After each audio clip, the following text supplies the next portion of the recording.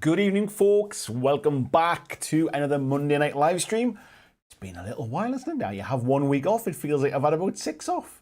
It's been a bit of a long break for all. I only missed one, but yes, I am back. As you can see, it looks a little bit kind of plain behind me tonight. Where I'm doing some filming in here this week, and I kind of moved things around a little bit. You can kind of see me tucked into the corner there, but that's not very interesting, is it? So we'll go back to the main screen. But yes, I've got some filming work I'm doing this week. Everything's kind of sort of cameras and everything to set up and to do that kind of work. So yeah, we've just changed it around a bit. Change is as good as the rest, as they say. So hello everybody, welcome back after missing last week. I hope you all had a fantastic weekend. I hope you've had a lovely week. Been a couple of weeks since we spoke to each other. I hope you've all had a lovely time. Christian says, "Who put baby in the corner?" Thanks, mate. Let's have a little look in the chat and see who we've got in tonight. Lord Maiden Ian was in nice and sharp tonight, asking how I was. I'm very good and very well. Thanks for asking, mate. Tolmart's in as well. Hello, Tolmart. We have, as he looks down the chat, there was a good conversation going between you two guys. Super Pumpkin Man, good evening to you, or good afternoon to you, I should say.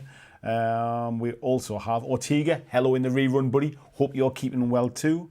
Andros. I'll come back to Andros's comment in a minute. Christopher Warden. Hello. Good afternoon to you, mate. Nice to see you. James On said he's popping in, but he's got daylight savings time in the States, which prevents him from joining live. I'm pretty sure. I think it's like Mother's Day here, so like end of March, 20 something of March, 28th of March. I think that's when we have our clock change, so I think we might be a little bit ahead of you here. Peter Cooman, hello to you, buddy, as well. Hope you're feeling better soon. Scott Latham, good evening as well. We've got Kodos in. Christian Reeves, hello again, sir. Al Cluley says, hope everyone's well. We've got Dan Kennedy, nice to see you. We've got Mark Berracloth in. We've got VJ, good morning to you, matey boy. James Bray, good evening. We've got Blizzards in as well. John Estel, we've got Wayne Haywood. Paul Taylor, hello to all you fine gents. Tasty Brain Drain is in. Yoakum is in as well. Camo was in. Major Tom, hello Ed. We've got Sumbling in, asking how everyone's doing. J-Bot, Stuart Mercury, nice to see you fella. Peter Stockdale, Phony72. Starky's Man Cave. Andrew Cook says hello from the future. Hello, sir. And we've got Robert Saxon Nudge in as well, saying good evening, everyone. I think that is everyone. Yeah, and Paul Inman sneaking in there just right at the end there. Hello to you as well. Yeah, I just want to go back. Andros made a comment before. He says, I can't tell is Mantic are just trying extra hard to market Firefight and are pushing review copies out there or of general interest. Magic are great and all, but most of their games are mediocre. Well, first of all, I will say I disagree. I don't think their games are mediocre. I would much rather play a Mantic game personally than play like a Games Workshop game. I just find them easier to play for me. Certainly, that's what I enjoy to play. So for me, it is genuine interest. As for extra hard marketing Firefight, nobody has any review copies of this. It hasn't gone out yet. I don't even think Mantic have even got it yet. When I spoke to them last week, they were only just sending the rules off for print. So nobody has any review copies. Anybody that is talking about it, I'm assuming it is just genuine interest. It certainly is from my point of view. So I hope that clears a few things up anyway. So yeah, if you do see people talking about it, then I'm assuming they're interested in it. Paul says he's looking forward to the chat tonight, but more than a little knock, they haven't bothered with Rebs. Such is life, mate. You can always look at things half full, or you can look to the future, mate, and accept what will be will be. Jez Hunt, good evening to you as well, mate. J-Bot says we've had the beta rules for a while and they've been great fun. I purposefully stayed away from the beta rules, mate, because in the past, I've played games which have beta rules and they're constantly changing and getting tweaked and there's amends. And then when the game comes out, I'm always trying to remember, was that in the beta rules, in the new rules? Have I got things sort of like mixed up or something like that a little bit?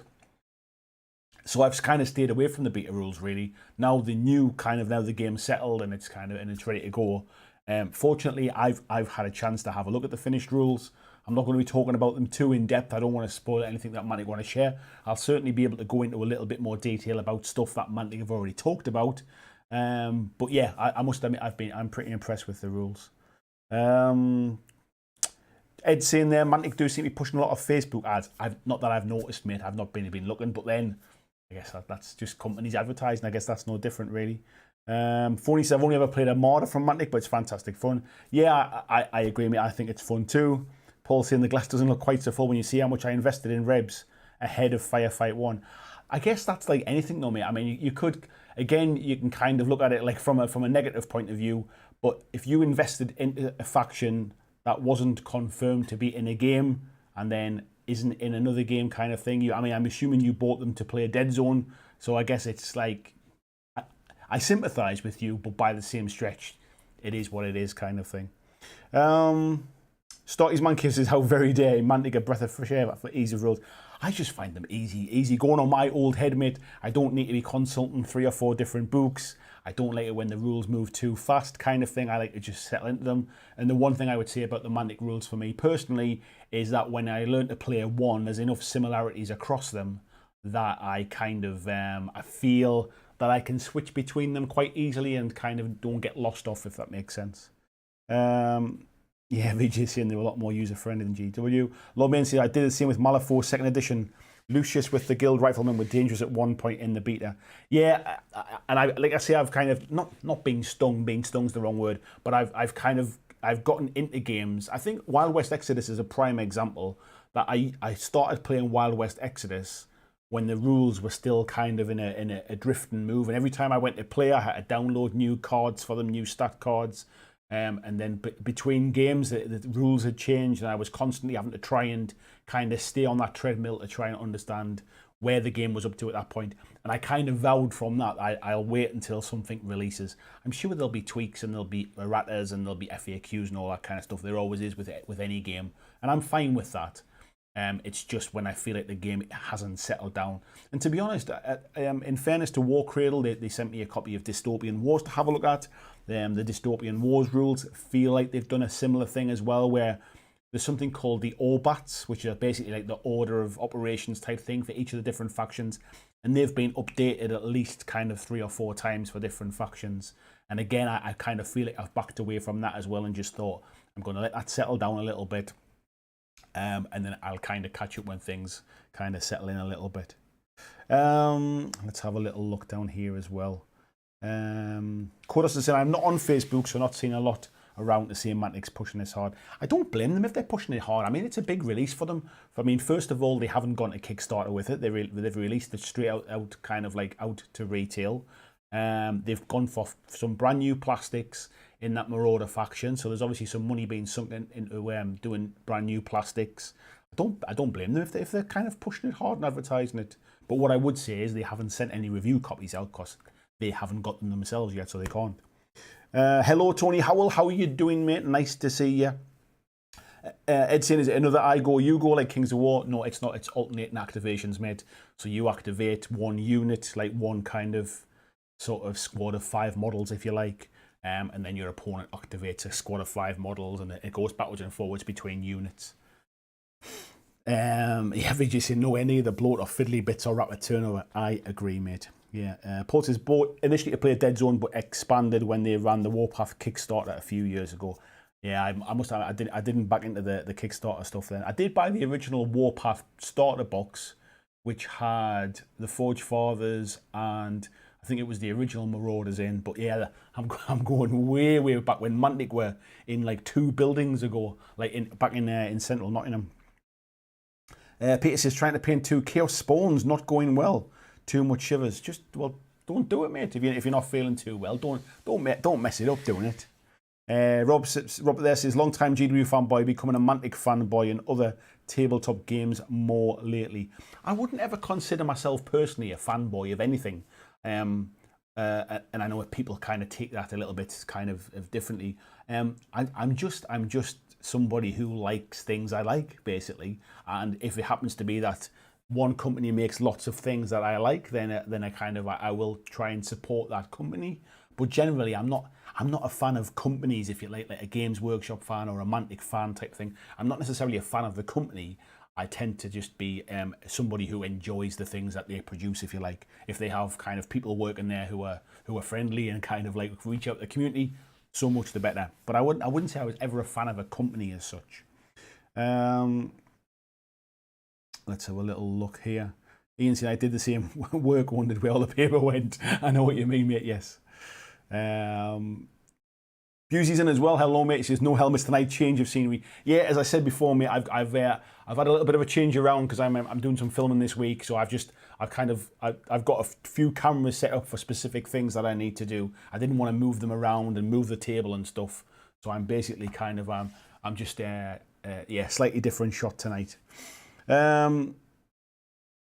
Kodos says, Warpath has not the typical history of other Mantic games. The rules changed a lot from first edition to current fourth edition. We're not really found a big fan base. Yeah, like Kings of War or Dead Zone. Yeah, I agree, mate. I think Warpath was almost a reaction to we've got this fantasy game that's doing really well. We should kind of come with this with a sci-fi game as well. They almost tried at one point to make a sci-fi Kings of War with kind of units and like sort of unit trays, if you like. Didn't really kind of take off. I think Mantic would agree as well, as some of their early kind of sci-fi models were they were bits of the fantasy range cobbled together. So Forge Fathers originally were basically like kind of the fantasy bodies, if you like, with like sort of laser guns, that kind of thing. And I think I wouldn't say they half-arsed it. I don't think that's fair, but I don't think they were really kind of fully committed at that point. I think when they redid the Kickstarter and they tried to relaunch it and stuff, they reworked the rules a bit.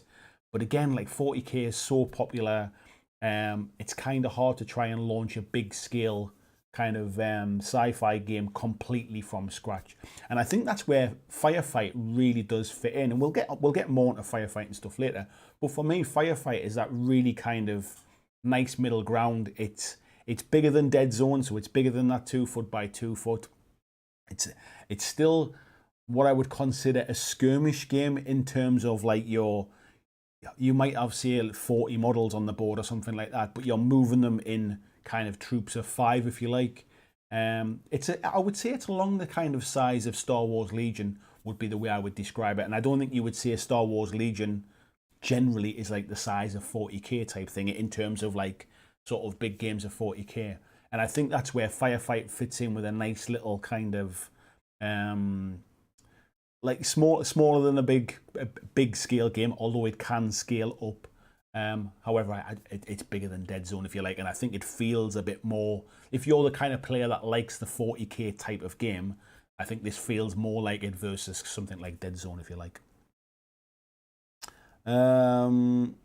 Let's have a little look here if I scroll back.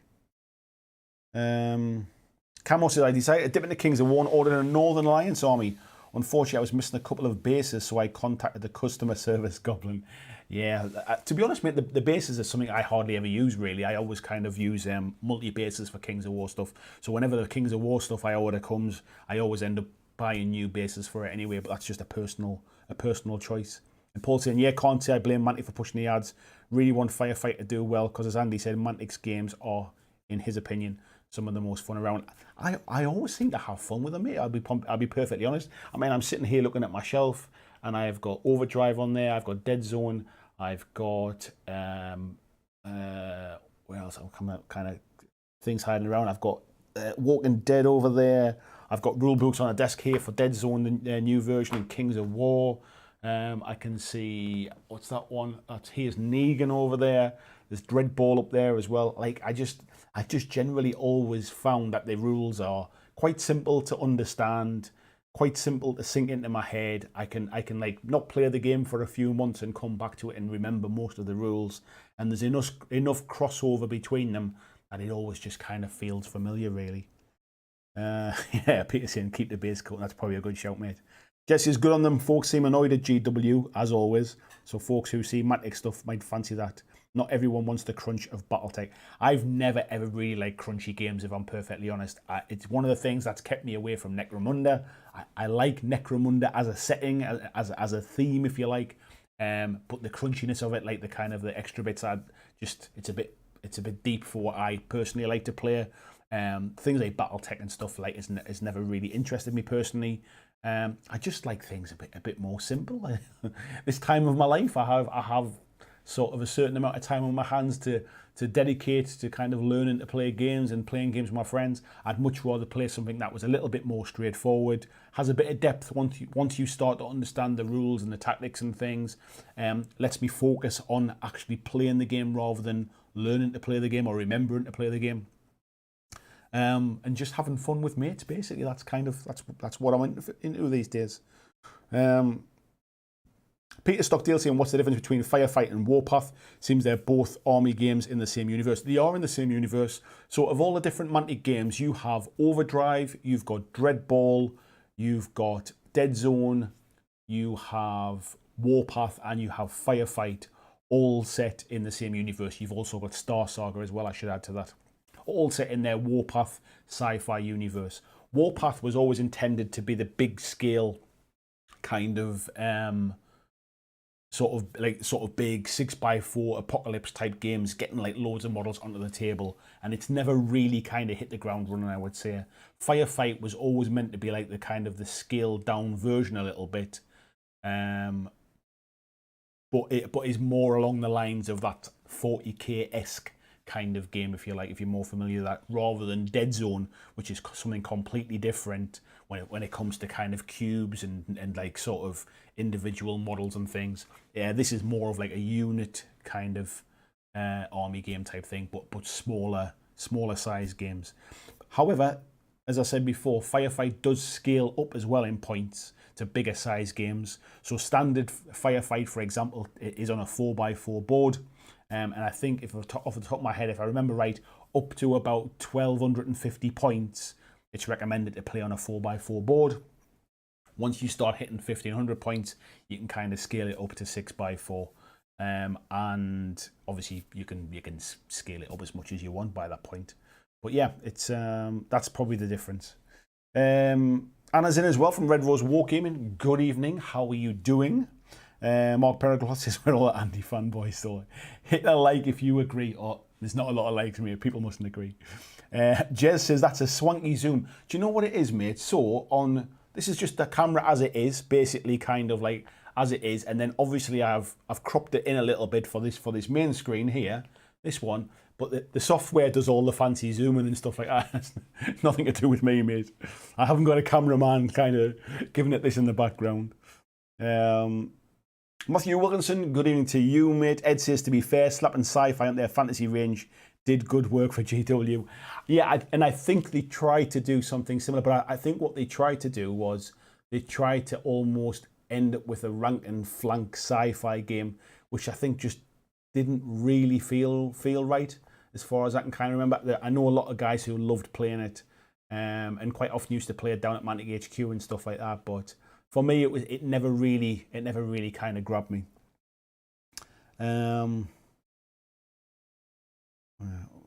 That's just skipping ahead there.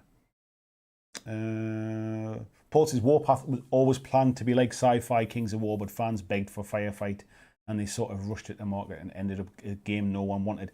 I think there was a kind of an element of like too many cooks spoil the broth, maybe, and too many different opinions about what everybody wanted. But I'll be honest, this has been, what I would say is you can almost forget the old Firefight and old Warpath as a gaming system. This has almost been worked upon as like a step up from Dead Zone. So obviously things like D8s are in there as well. Obviously a lot of the units coming over from Dead Zone are into this one. We're starting to see, like, this is a game to bring vehicles and buildings and things like that into it, and it's been worked upon with Dead Zone, with the idea that Dead Zone works really well. What can we learn from it, as opposed to Warpath is this big game. Let's try and scale it down a little bit. So yeah, I honestly think it's if people give it a try, if people give it the time to play it, I think it's going to do really, really well. Like any game, it can be the best game in the world, and if nobody tries it, it'll kind of disappear like other games do. But I love to see people give it the time of day, really, and give it a try. And if it's not for them, it's not for them. Tormod says, what terrain would you use for Firefight? You can very, very easily use any dead zone terrain that you've got. So just buildings, kind of bits and pieces. You'd use anything that you kind of like, if you've got kill team, if you've got dead zone, if you've got like, what's the other one called? One-page rules type stuff. It's that kind of game, sort of buildings, sort of, you know, machines. You can play, like, you can obviously have vehicles in the game. If you get the starter set, you'll see that there's some sort of jet bikes in the starter set. You can enter buildings and kind of get on top of buildings. So basically anything that you would use for a general sci-fi game, you can use. I mean, you can set it anywhere you want. One of the things with Mantic's Warpath universe is that it's not like this grim, dark future where everything's being destroyed all of the time. A lot of Warpath universe is set about like corporate greed and kind of sort of capitalism and stuff, and about these huge big companies basically have kind of gone off into the stars, and they're trying to basically colonize, and they're trying to mine other planets to try and grow their wealth basically. And there's obviously they'll go to a planet and they'll come across something like the Veermen, who've been basically that's their planet, and they're obviously trying to defend themselves. Or basically it might be a couple of kind of corporations of getting to a planet at the same time, and they're fighting over basically the resources there. So it's not necessarily about kind of sort of death and destruction and bombed out planets all the time. Sometimes it's like it's a bit more kind of sort of clean sci-fi, if you like. So if you've got stuff from Infinity would work just as well as well. So any kind of sci-fi stuff. But if you want them to land on a forest planet, you know, like Moon of Endor type thing, if you play Star Wars Legion, anything like that would work as well. Let's have a little look down here. Ian saying, so the last Dead Zone game I played was great. Me and my opponent were getting items and going back, but kept killing each other before we could score kill points. The MVP was a goblin sniper. Snipers do well, don't they? Ed saying Legion's Grand Army points level is as big as the biggest 40k games. Even the 800 point standard battles are as big as the 2k games. I see 40k guys playing. I think the games I've played are probably a little bit smaller, I would say. I've kind of like I would say, well, the starter boxes are only about kind of 400 points or something, aren't they? So I've played games like along the lines with starter boxes and stuff like that when it comes to Star Wars Legion. But yeah, I think if you're playing kind of competitively, if you're playing events, if you're playing it more regularly, you'll start to scale games up. And I see Firefight being very much the same. I think off the top of my head, there's probably about 700 to 800 points in the starter boxes per side, if you like. So that'll give you a rough idea. You kind of, it depends what if you then add in like a flyer or something like that, you're adding in a big chunk of points. If you're adding in a 5-man unit, you might not be adding in as many points. So, Somblin says, I always was interested in Vanguard, but Mantic doesn't support it much, it seems to me. Did you play it, and if so, how do you find it compared to Warcry? Mantic do still support it, to be fair. It still has rules. It got a bit of a 1.5 update, I think was last year. It doesn't get the kind of, it's not always in the spotlight all the time. But a company the size of Mantic can't put everything in the spotlight all the time. And if you think back over recent times, there's been a lot of stuff that's kind of been new. Kings of War is obviously their major game that obviously gets a lot of sort of attention. Dead Zone is obviously getting a lot of attention because it's brand new, the new Dead Zone 3.0 rule set. Firefight's kind of having its time to shine at the minute. They've obviously been doing bits of board games and things like what's called League of Infamy and the Hellboy stuff and all the bits and pieces.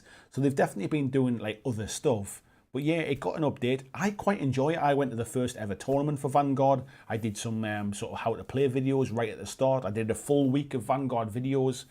Just kind of explaining how the game plays. I like it. All I would say is for a skirmish game, like a smaller scale game, it's probably a little bit more complex than something like a big scale like Kings of War, which is a little bit counterintuitive. In terms of it versus Warcry, I'll be perfectly honest, I actually prefer Warcry. And purely because I think Warcry is very simplistic in terms of that, but still very much fun. So if you were giving me the choice, which one would you kind of play? I'd probably pick Warcry over it, but it doesn't mean Vanguard's a bad game. I just think it's a little bit more complex maybe than it needs to be, but it's still a good rule set. Kodos is saying the last version of Warpath and Firefight was hit hard by 8th. I do think that happened as well, mate, didn't it? I do think it kind of a clash with that. I'm assuming I don't think 40k is going to be at a 10th edition just yet. Christian sharing the link there as well for the Patreon. Thank you very much, buddy. Peter says, honestly, I love Dead Zone, but Star Saga is the best Mantic sci-fi game for me. Mantic Star Saga, believe it or not, is the only Mantic game I've never played. Randomly, I've just never ever got my hands on it. I've never played Star Saga. Everybody keeps telling me how good it is. I just never got round to playing it.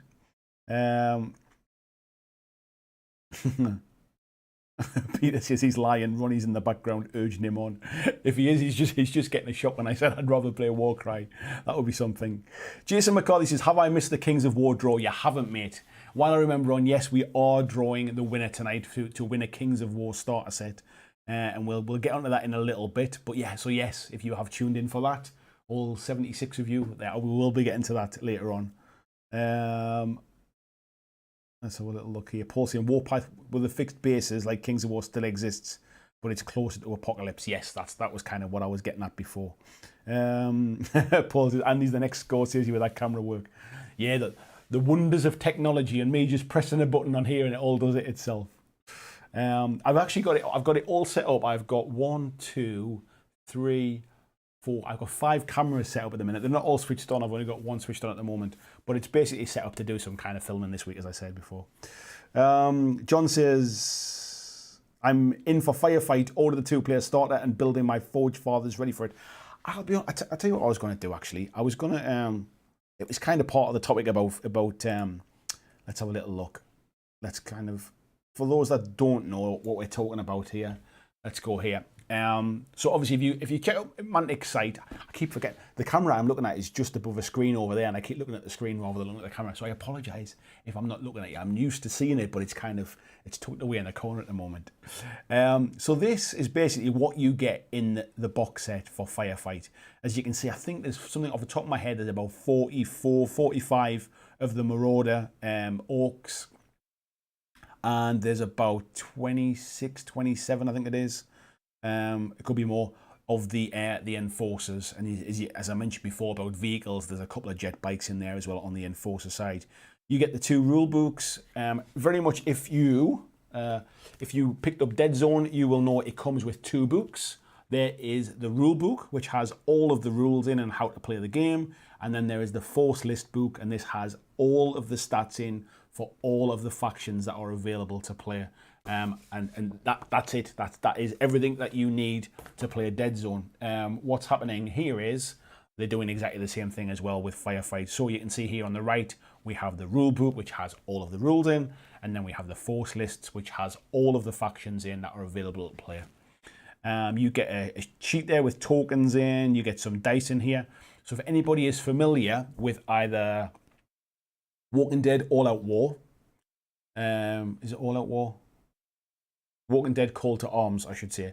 If anybody's familiar with Walking Dead Call to Arms, or you're familiar with Vanguard and the command dice type thing, where basically you can use those dice at the start of your turn to be able to do certain things, that's what these dice here are for. And the different colours, some of them have more hits on the side, if you like, than and the weakest ones have blanks on the side as well. So that's what those dice are for. Don't think of them as the way that they do command points in 40k. Think of them more as in you have, like, maybe you roll your dice, you start with like, I think like your leader model gives you so many command dice. Other models that you take in your faction list will give you extra. You roll those dice and they allow you to do certain things like become unpinned or use special abilities and that kind of thing. One of those things that you can absolutely do without if you want to just streamline the game a little bit. It plays just as well without them. But it certainly adds a little bit of flavour and a little bit of fun in there as well. And then as you can see here on the right, there is the famous D8s as well. So yeah, so there's a hell of a lot of models in there. I think it's, off the top of my head, I think it's £90 for that starter set. You can, if you buy it through my affiliate link at Goblin Gaming, you can pick that up for £72. There's a hell of a lot of stuff in that box for £72. So yeah, please do check it out and support your local friendly gaming stores as well with this kind of stuff. So here you can see they're obviously going into a bit more detail about the 2 different books. and they've also shown here. So these are, as I mentioned before, about it's only right Mantic should be kind of pushing this and advertising it. These are all brand new plastics here. So some of these models were had like older sculpts in plastic. Some of them were kind of in PVC. Some of them were in metal even. And what we got here is this is all like new sculpt, new hard plastic. And these are really, really nice models. So it's saying, yeah. So it's 40 hard plastic Marauders. So the main troops. And then these 4 Ripper suits up here are PVC plastic. And then what we've also got down here is the Enforcers, which it says hard plastic standard 20 standard hard plastic Enforcers, 5 Peacekeepers, and 2 jet bikes. So they're all plastics as well. And then again, it's mentioning about the dice. So that's what you get in the box. Now, what I was going to show you was, and one of the things I kind of noticed the other day, Mantic had obviously been putting some stuff on, if I can find it, they've been putting some stuff on their kind of Facebook page and like on social media, just showing off some kind of like nice photographs and stuff.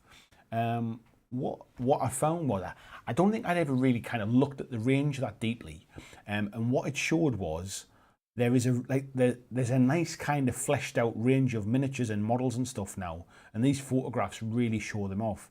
So you can buy this, which is an Enforcer Strike Force, for £75. Let's you can see kind of what you get inside there. So it's similar to what you get in the starter box, but you obviously get this big flyer as well, just showing you in a little bit more detail some of the models there. I really like this aesthetic. It's obviously kind of there's a bit of Space Marine inspiration type thing in there, but I wouldn't say they're as plain as the Space Marine stuff. I'm a big fan of these vehicles as well, and I've never kind of gotten round to needing to kind of to build or paint one, and I absolutely love them. But yeah, I think that kind of picture there in the background just kind of shows off what they do. Then what you've got is we've got the Forge Fathers, which are the kind of the space dwarfs, if you like, or squats for those who remember them. And again, you get a big chunk of stuff in there as well. Again, it's got a lot of the stuff that is usable in Dead Zone as well, and then obviously these big vehicles as well, which you can't use in Dead Zone, but they do make some nice bits of terrain and stuff as well if you are using them for Dead Zone. And again, like I say, it's these pictures on here really do kind of like ground them. The V-Men I'm a big fan of. They've got the big tunnelers and stuff. So there's tunnelers, 1 tunneler and 2 tunnel runners. Tunnel runners are these kind of like circular bike type things. See if we can get a close up of those as well. Whoops. So you can kind of see them sitting inside here with the little rats kind of sitting inside on a big kind of wheel that spins. I think they're awesome models. I think they're some of my favorite models in the range. And then you've got these big kind of tunnelers as well, which are awesome. And then we've got the Plague. Plagues are kind of like almost sort of alien zombies, if you like, that kind of thing. These big guys, what ones are these ones? They're the Aberrations, are lovely models. I think they're on a 60mm base as well, so they're quite a size. But yeah, there's some new stuff in here as well. I mean, you can see here that there was a mixture of kind of like GCPS kind of sort of soldiers who've basically kind of become infected and stuff. They're different. They're called different stages of the infected. But yeah, like some of the models are really, really nice. So that's the range for those guys. You've also got the GCPS, which is the the Galactic Core Prosperity Sphere, which are basically the kind of like sort of United Nations type thing, I suppose. And again, some lovely models in here. Again, the vehicles, I've never ever sort of needed them, never had sort of reason to use them, but I like some of these vehicles. I think they look great, and the big Striders as well. And then, is there any more? We've got the Asterians, which are kind of like sort of space elf type things. If you want, I'm kind of stereotypical kind of thing. Like I'm putting a stereotype on them, I should say. That's not what they are, but that's kind of what they're like, kind of space elf type things. But again, really, really nice kind of vehicles that have all been made for Warpath and stuff, but never really had a chance to shine. And like I say, I've never had a reason to pick them up, but Now all of a sudden, yeah, I'd quite like to. And then last of all, we've obviously got the new Marauders there as well. And again, like that kind of like that sort of dropship type thing just looks awesome. And these guys with the Ripper suits, I love these new orcs. I think they look great. I think they've done a cracking job on them. So yeah, I think it wasn't until I kind of saw these pictures all side by side that I realized just what a fleshed out kind of range. I mean, prices of these as well, like £35 for those big flyers and stuff. I think it's fantastic value. But yeah, like I say, I don't think I'd ever really kind of sort of looked at the range of Warpath stuff just to kind of see exactly what was available. And it's only recently where I've kind of obviously sort of been paying more of an interest in it because of Firefight. And I've seen that range of stuff and it looks awesome. I'll be honest. Let's have a little look here. I'll just dive in because I'm not sure where we're up to here.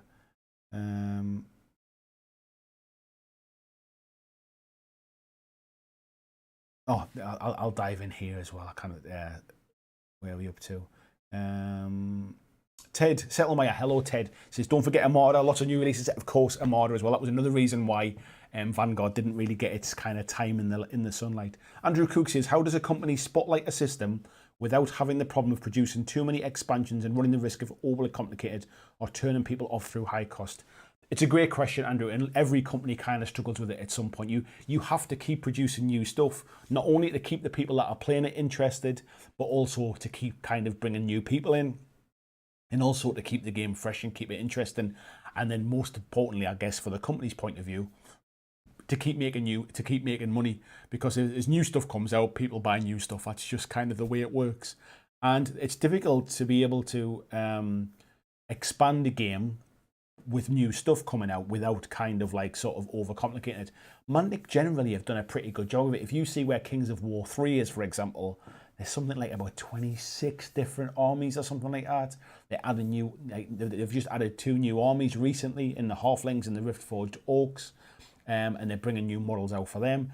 I think that's the way they kind of expand it, and I think this Firefight will probably do a very similar thing. What you'll find is they'll introduce new armies over time. If this really sells well and people are picking it up and playing it, they'll introduce new armies, which will then also feed into Dead Zone as well, and vice versa.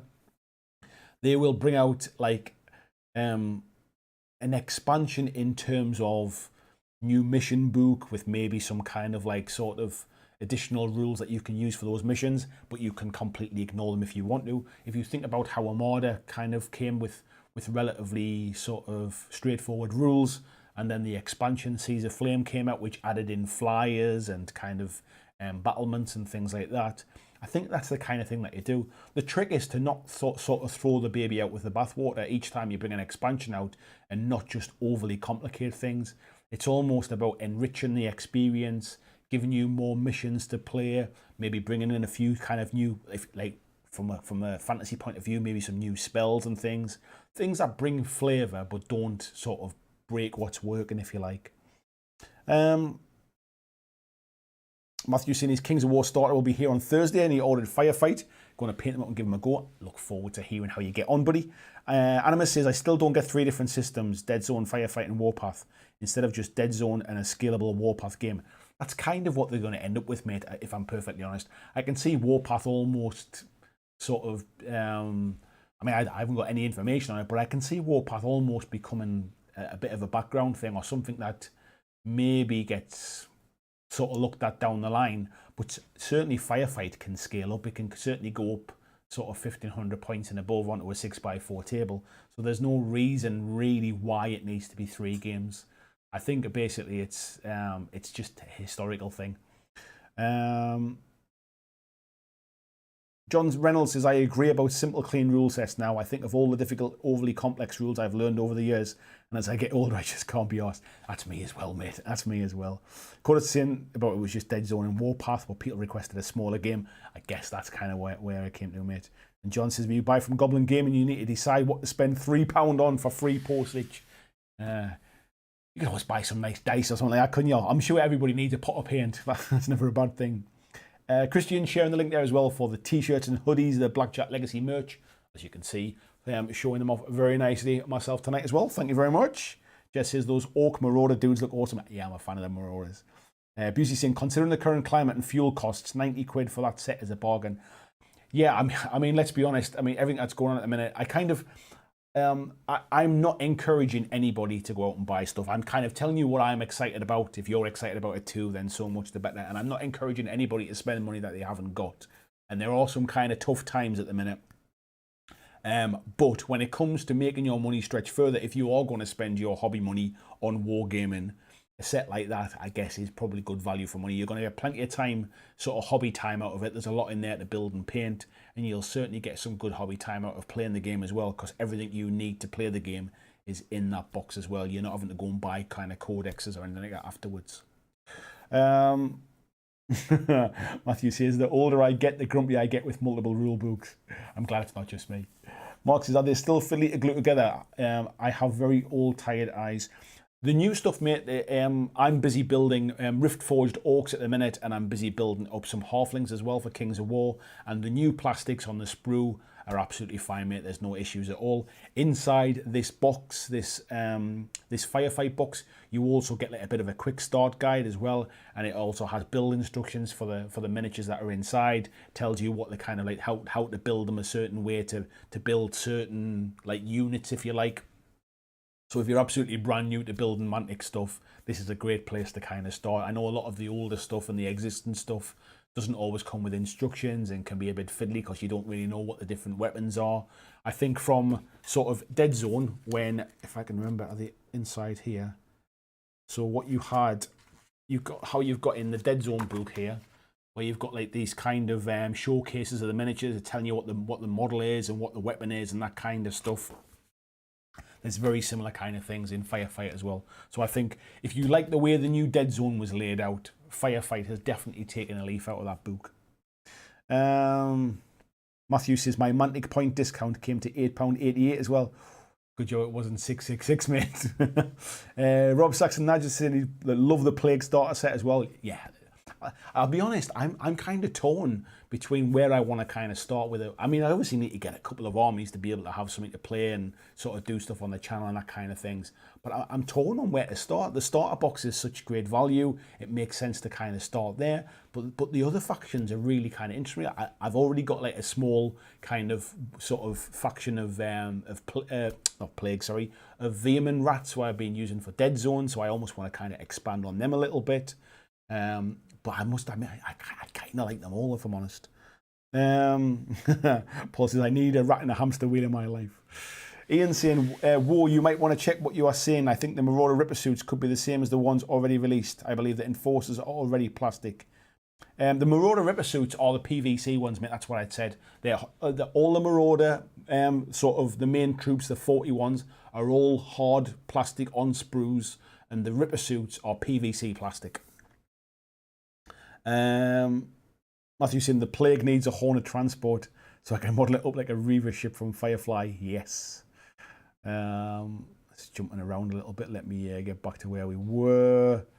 Codus is saying PSA, the Forge Father tank is easy to convert and has all the parts to change it from APC to battle tank without magnets. I did not know that, mate. Camo says, so can we use 40k figures in Firefight rules? Just like any game, mate, you can use whatever minis you want in whatever game you want. If you want to say I'm using Enforcers and I'm using some Space Marines I've got, there's nothing, you can absolutely do that. In the same way, if you had loads of Mantic models and you want to use them in 40k, you could as well. It's entirely up to you and whoever you're playing against as to kind of like, as to what you kind of assign that as, and as long as everybody agrees, it's absolutely fine. So yeah, use what you want.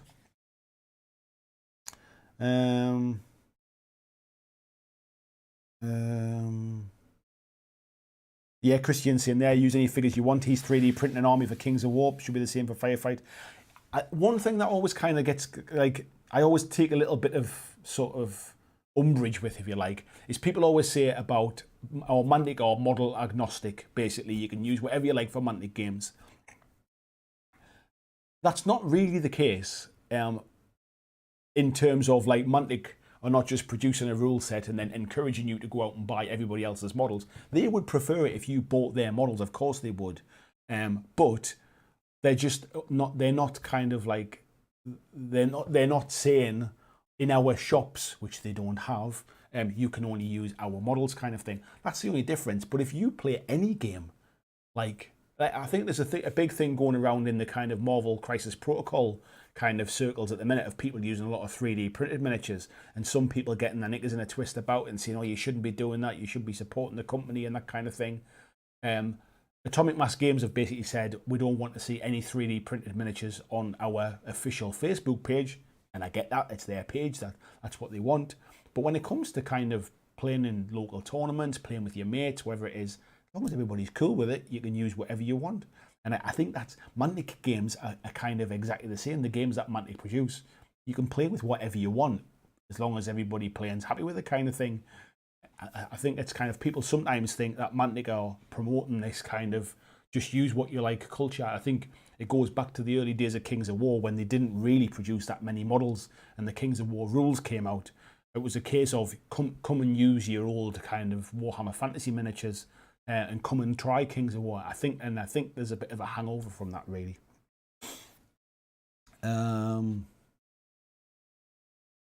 Matthew Wilkinson saying, anyone know what the play area size is for Firefight? So yeah, 4 feet by 4 feet, or 4 foot by 4 foot, is kind of a standard-ish game up to about 1,250 points. And then from about 1,500 points and over, you should kind of move on to like a 6 by 4. But yeah, so 4 by 4 is more than kind of relevant to be able to play it onto. Mountain Gremlin Games, hello there to you. Kodos is saying that said we need an Uncharted Stars expansion for sure to fill in the need for all the 3D printed weird aliens. Claudio, hello to you, mate. How are you doing, buddy? Hope you're well. John says you get to spend loads of modelling time cleaning those old PVC Alt Ripper minis. I've not seen them personally, mate. I've not seen them. Peter says, I'm out. 16 hours of fever is enough, gents. I'm drugging up. Get well soon, buddy, will you? Busey says, fill the car up with fuel and buy that set. In 2 weeks' time, you'll thank yourself. Yeah, you'll have saved that money. Yeah, exactly. Coda says he's planning to use the bodies of the Ripper suits and use the weapons from Puppet Wars.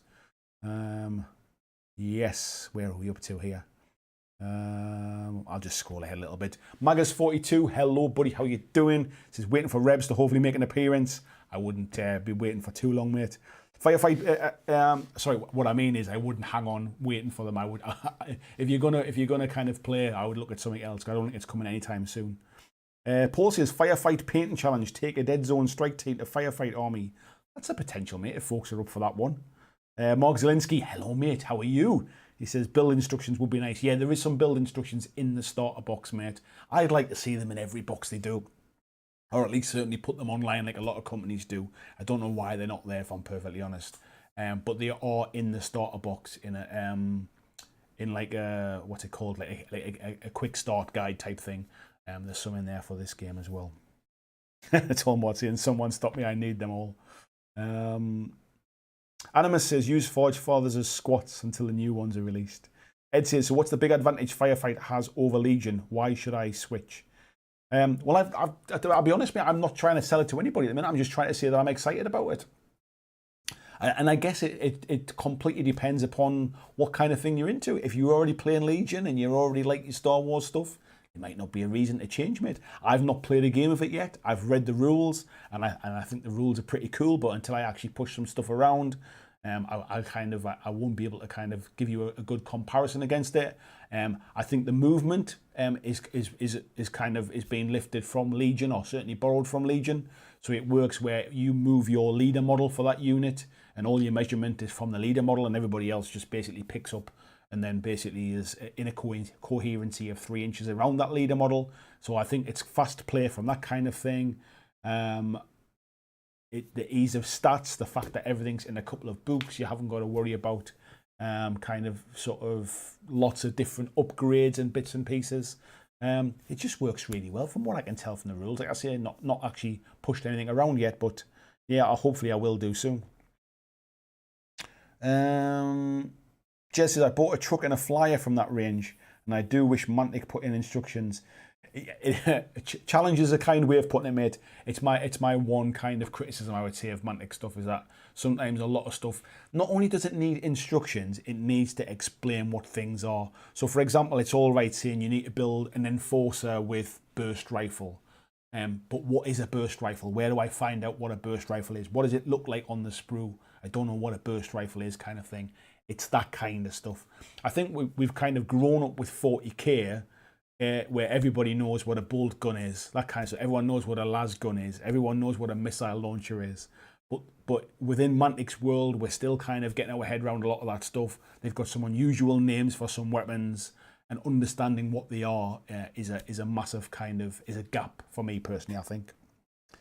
Claudia says, I've tried Kill Team with my Forge Fathers as I was fed up with the 40k look and the mentality. I didn't like the old Kill Team, so no problem either way. Yeah, you can certainly sort of use them either way, mate, can't you? John says, I think Mantic are winning people to their own minis by really hoping their game, not just the sculpts. By really hoping, but by way, let me start again. By really hoping their game, not just the sculpts, but the way they're painted and showing off display how good they are. The painting has come on kind of like the levels of like sort of the photography, the painted minis, the sculpting now. Talking of sculpting, there's something I want to kind of come onto with Kings of War and stuff. I think it's just with every new release, I think they're leveling up a little bit, and a lot of people will criticize Mantic's minis, but I think they're still thinking about older stuff from maybe 6, 7, 8, 9, 10 years ago. The newest stuff is generally of a different level now. Ian saying, yeah, I just don't want people thinking that the Marauders are new, the Commandos are and look great. Yeah, sorry, mate, when I said is the Marauders are all new plastics, the Marauder kind of troops, if you like, the Ripper suits are the are PVC. Kodos says, being an old school scale model builder, I never had a problem with building Mantic models without instructions. I really like the freedom the models give. I'll be honest, mate, I don't enjoy building models. And for me, I personally prefer kind of monopose type stuff, if I'm honest, because it just makes it easier for me. It's not so much the fact of the freedom of like not having instructions. It's the fact of that half the time I don't actually know what anything is, and I could do with some form of kind of instruction to say, like, this is your basic troop. These are the weapon options that he's got, and this is which I'll be fair, this is what you get now with the new Dead Zone book, and you get with the new Firefight book. But understanding what each of those weapons actually look like, what am I looking for? What is a when I've been building up the Veerman, for example, like what's a plague spitter? What does that actually look like? I don't know what that kind of looks like, kind of thing. Ed saying, I like cards much better than books on the tabletop. So much easier to find what you're looking for. I'll be honest with you, I quite like cards as well. Mark saying, the big question for Firefight is, can a base be built where you can get an opponent? I was not a fan of the last version of Warpath. I would almost kind of write off the old stuff and just kind of put it to the background. And unfortunately, some of that will drag over to this and people will compare it, but they're very, very different games now. And I guess it's each to their own. It's each to kind of each individual little kind of gaming area. If you can get one other person to play and you're going to play regular games, it's probably a game worth picking up. If you can't get people to play, you just want to do it from a modeling point of view, then that's absolutely fine as well. But it's like any game. It's like, for example, if you wanted to play Necromunda, but you couldn't get anybody to play Necromunda with you, you're still in the same boat. So it's just one of those things with kind of what's your local meta like, what's your local gaming areas like. I think I saw a thing online that one channel had done, and they were basically asking people where they play most of their games, and something like 45% of people played at home. And that to me says most people are playing with one or two other people, really. So I know we always talk about I don't know if, like, I don't know what my local gaming group plays, or I don't know if I'll be able to get like a group of people. The vast majority of people are probably playing with one or two other people. So everybody's personal situation will be different in that respect. John says, joined part of the way through. Hello, John. He says, but have you covered if there's much fluff in the book? I'd love it if Mantic put more into world building. The Dead Zone writing was a bit meh. There is more in the book, mate. There is, if I remember off the top of my head, there's about 40 pages of background stuff in the book. So the book is about 104 pages long, and from about page 60 something onwards is all sort of fluff and background, world building, background stuff. Ted Settlemyer says, check out Manic's Easy Army Builder, everything you need on a sheet of paper. Yes, you can do that as well. Nicholas Green, hello. He says, you mentioned identifying weapons and such when building. Dead Zone's new Force book shows pictures of weapons, so I'm betting Firefight will.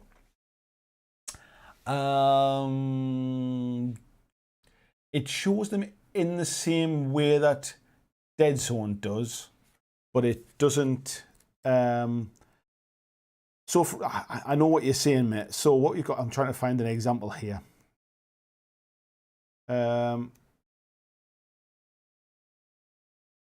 Yeah, so you've got those kind of pictures, haven't you? If I can kind of see that, where it basically shows some of the weapons and stuff like that. Now, I'll be honest, I can't remember. I'm going to check now, actually. I'm going to check to see if they are like that. I'm obviously not going to show them up on the screen because I'm not allowed to do that, but I'm just going to double check and see if they have the same things in, because I must admit, I don't remember seeing them, but they might be there. So, no, I don't think there is, mate. But what there is there's photographs of models built up and stuff like that. So, for example, there's a picture that I can see here, which basically says like Pathfinder motorcycle, Enforcer, Peacekeeper, Defender with Dominator rifle. So I can see certain things like that and I'll know what they are, but not everything is shown, I would say. Let's have a little look here. Mark Zelinsky says there are some of the older Warpath models that I'm kicking myself for not picking up back in the day. Yeah.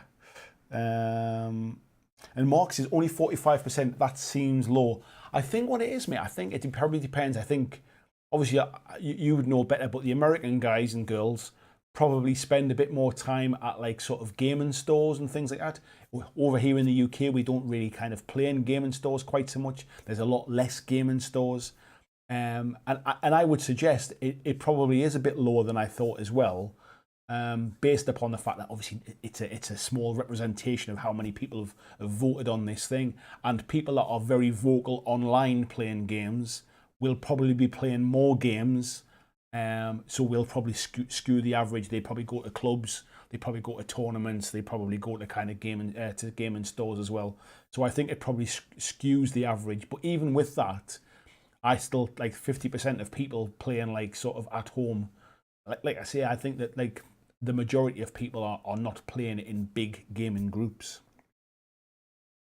John says, I do hope Firefight gets to Easy Army. Sorry for the typo. Oh, sorry, mate. It was just, I think sometimes when I'm just reading it, I'm trying to kind of sort of do mental gymnastics and try and answer the question while I'm reading it.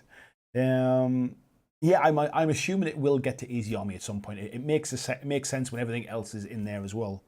Kodos says, not allowed to show a brief pic of the background section. I've not been given any permission to kind of show anything. They haven't said no, you can't show it. I'm just kind of like I'm not showing it because I haven't been sort of overtly being told I can share things. Hopefully I will be able to. What we'll do is we'll do like a live stream at some point in the future where we talk about sort of a bit more in depth. Once Mantic have shown more of their stuff off, I don't want to kind of basically jump the gun and show things off that they don't want to share yet at all. John Reynolds says, I quite like assembling modern plastics, but I hate the PVC and metal models. Well, the metal models are going the journey over a period of time. I don't know if you saw the thing on Mantic's website, but they are replacing all metal models with resin models. So that will go over time. I'm not a fan of metal models either, to be honest. And they're promoting plastics more. It's one of those things where it costs a lot of money to basically to make the dyes that make hard plastic models. And in the past, they would have went to Kickstarter with stuff like that. These days, what they're actually doing is they're actually funding it themselves on the basis of things like Dead Zone sells very well. These starter sets sell very well, so it's a good place to start. Kings of War sells very well, so it's a good time to kind of start investing into those plastics, really. Mark Horneff, hello Mark. He said, evening fella, just jumped on. Has it been mentioned if we will see a playthrough before pre-order? Well, I mean, pre-orders are live now, to be fair, but I don't know. I don't know what Mantic's plans are about releasing content. I do know that they're planning to record some content. I don't know what their plans are about releasing it, but it would make sense. Robert says, agree with what's going on in your local club. We have 40k, lots of Mantic games, both action and historical in ours. Good thing they're all quite fun games and people are up for new things. Yeah, to be honest, Robert, I'll be honest as well. My local area, John, who was just chatting there as well, John Estel. He's part of a group of like local Mantic sort of gamers, if you like. There's always games of Kings of War on the go. There's always games of Dead Zone can be played. The folks are getting. There's a few of the guys have been playing the kind of the beta test for Firefight and have been really impressed with it as well. So it's nice to see. And me personally, I know that there's a Mantic kind of community where I live now. There never was like 18 months ago, 2 years ago, or maybe a little. The pandemic's kind of made me kind of forget about timescales. If I go back 3 years ago, let's say, there wasn't really much of a Mantic community, but it seems to have grown up. So I know for a fact now that if I'm wanting to play Kings of War, I want to play Firefight, I want to play Dreadball, there's people will play those games. So it's really encouraging. Like I say, it wasn't always like that.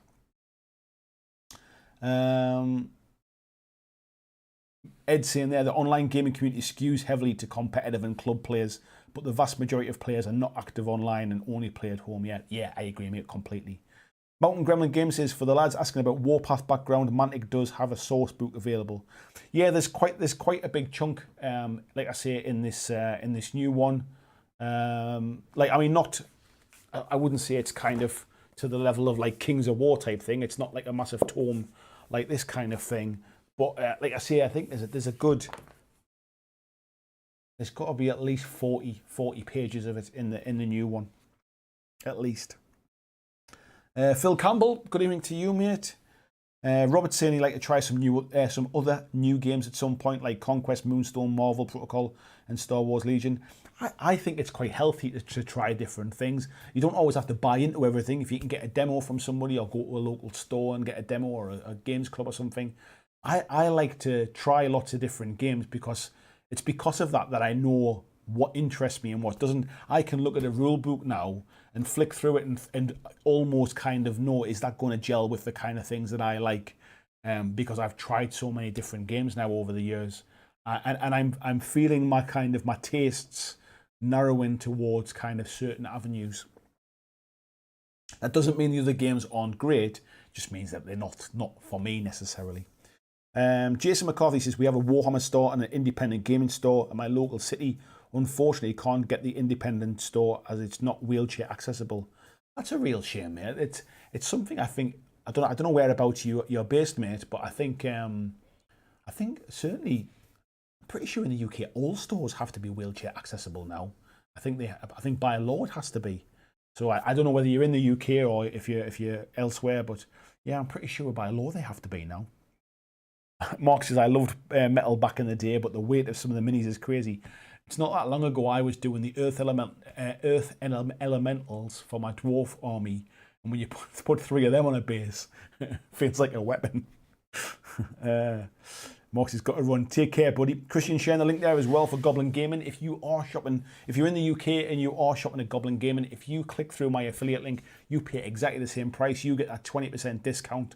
You get the same great service, but I make a small commission just for kind of sending you there, and it really does help to support this channel without you having to kind of pay out of your pocket, and it helps me to be able to sort of keep this going as well, so I appreciate that. Mountain Gremlin Games says the source book was part of a 3-book set for Warpath and Firefight. Yeah, it was, if I remember right, it might even be free online to download now. Ed says, I make a point to try at least one new game every year. This year I'm hoping to persuade my local group to try a Malifaux. Yeah, I'm a big fan of Malifaux as well. I think it's a bit more complicated than kind of Mantic stuff. But I'm such a big fan of the background of it. I'm willing to kind of put the extra effort into kind of to stick with it really. Jason says he's in Swansea. I would have a word, mate. I'm pretty sure by law now. I remember, like if you like in a bar, for example, now a bar has to have like a step down height bar for wheelchair access for people to be able to get served and things like that. Now, I'm pretty sure it's the law, mate. It might be something, if it's an old kind of what's the word I'm looking for? Like a listed building or something like that. There may be some other rules around it, but I'm pretty sure that there's kind of laws about that now.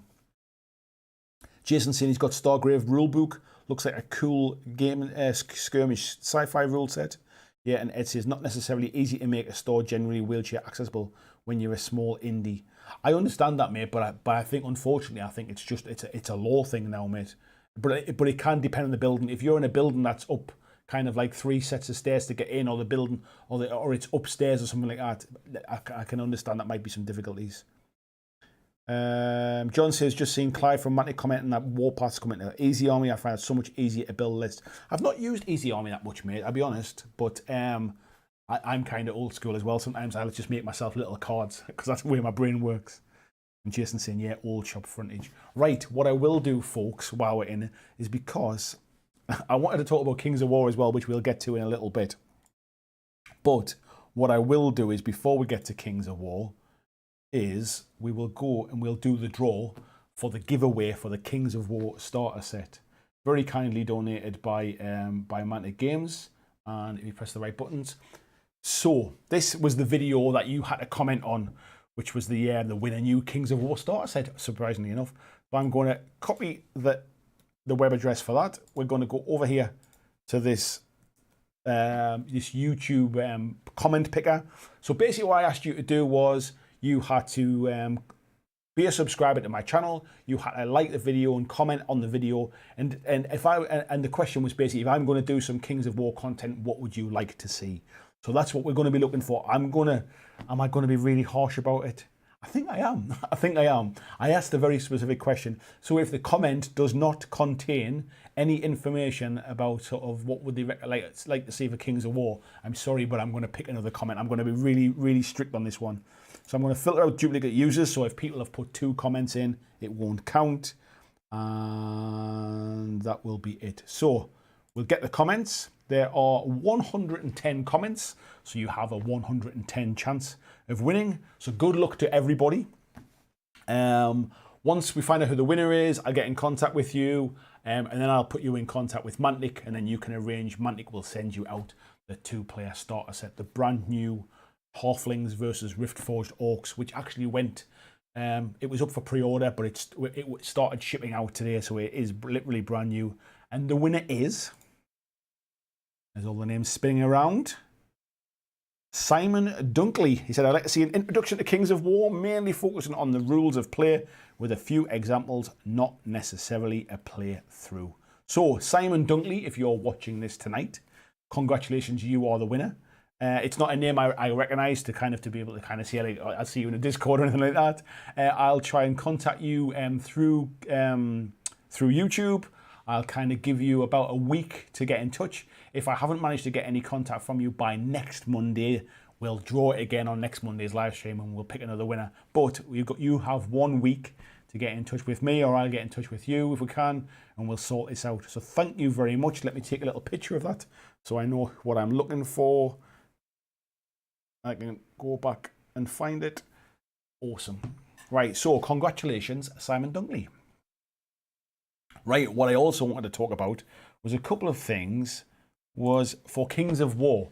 So I've put on the thumbnail about banging the drum for Kings of War. Part of it was because one of the models was banging the drum, and it was a nice play on words. But I'm getting back into Kings of War again at the moment. I'm really enjoying building up the Riftforged Orcs that I'm doing at the minute. I'm halfway through some Halflings, and these are some of the new releases for the Riftforged Orcs, which were announced, and I was away last week, so we didn't get a chance to talk about them.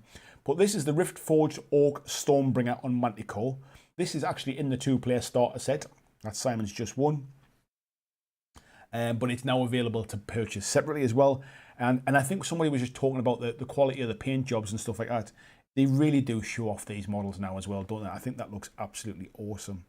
There is the Riftforged Orc Riftforger, which is a right old mouthful. And let me just, if I just shrink that down a little bit, just to get them on the screen. And again, yeah, I'm loving the way these are painted as well. Very, very nice model. We've got these, which are the Riftforged Hell Strikers. And I don't know if you can see here, but there's like an orc riding on the back here as well. Let me go the other way and zoom back into that one so you can see it a bit better. Really is a nice mod as well, and I love this kind of this pale blue that they've painted them. But I'll come on. This is an amber ox. This isn't the one I was going to talk about. And it says here, this is kind of, what was it? This is kind of like this lightning bug is no cute little firefly. They're a true oddity. No one is certain whether they were created by Gargan at all, rather down to the lightning upon which they seem to feed. These large insectoid creatures burrowed out of the subterranean layers when the rift-forged orcs emerged from the abyss. So yeah, a bit of a freaky-looking creature, that one. But this was the model, the Stormforged Shrine, which I absolutely loved. I love the way it's kind of been sort of tethered down with the chains. I love the paint effect, the same kind of like fire effect. And essentially, this is like a mobile floating forge that the orcs use here. So yeah, floating Stormforged Shrine is an elemental forge from where a rift forger strikes ritual runes, harnessing the power of the storm to destroy the enemy or bolster the legion's strength. So I was kind of torn between whether I was going to do my Riftforged Orcs, whether I was going to do my Halflings, and then I saw this model and it was like, oh, that might just tip me over the edge to finishing off these Orcs. And the reason I want to get them finished is there is a tournament coming up later this year, and this one is presented by the Northern Kings, who are basically a group in the north of England who run Kings of War tournaments. And I've booked my hotel. I haven't bought a ticket yet, but I have booked my hotel for this. And this is June the 18th and 19th. It is a 2-day tournament in Ossett in West Yorkshire, which is near to Wakefield. What's special about this tournament is it's run by a few guys who I know quite well and I'm friendly with. And it's not just your standard tournament. They tend to put a little bit extra into it. They're big fans of the American style tournaments, which are kind of like full weekends with like sort of evening, sort of, what's the word I'm looking for? Social antics type stuff, as it says here. And it also has an element of hobby involved as well. So it's basically 5 games, 50-minute games at 2,300 points. And where are we up to here? There's awards for the top 3 overall players for battle and hobby combined, and then best general, best army, player's choice, and most sporting. Have lunch on both days as well. And then there's a bit of a kind of social thing on the night time as well. And when it says that it's a hobby event, so that basically there's an element of like the fact that you're coming with a painted army, for example. It's encouraged. You get points for that kind of stuff.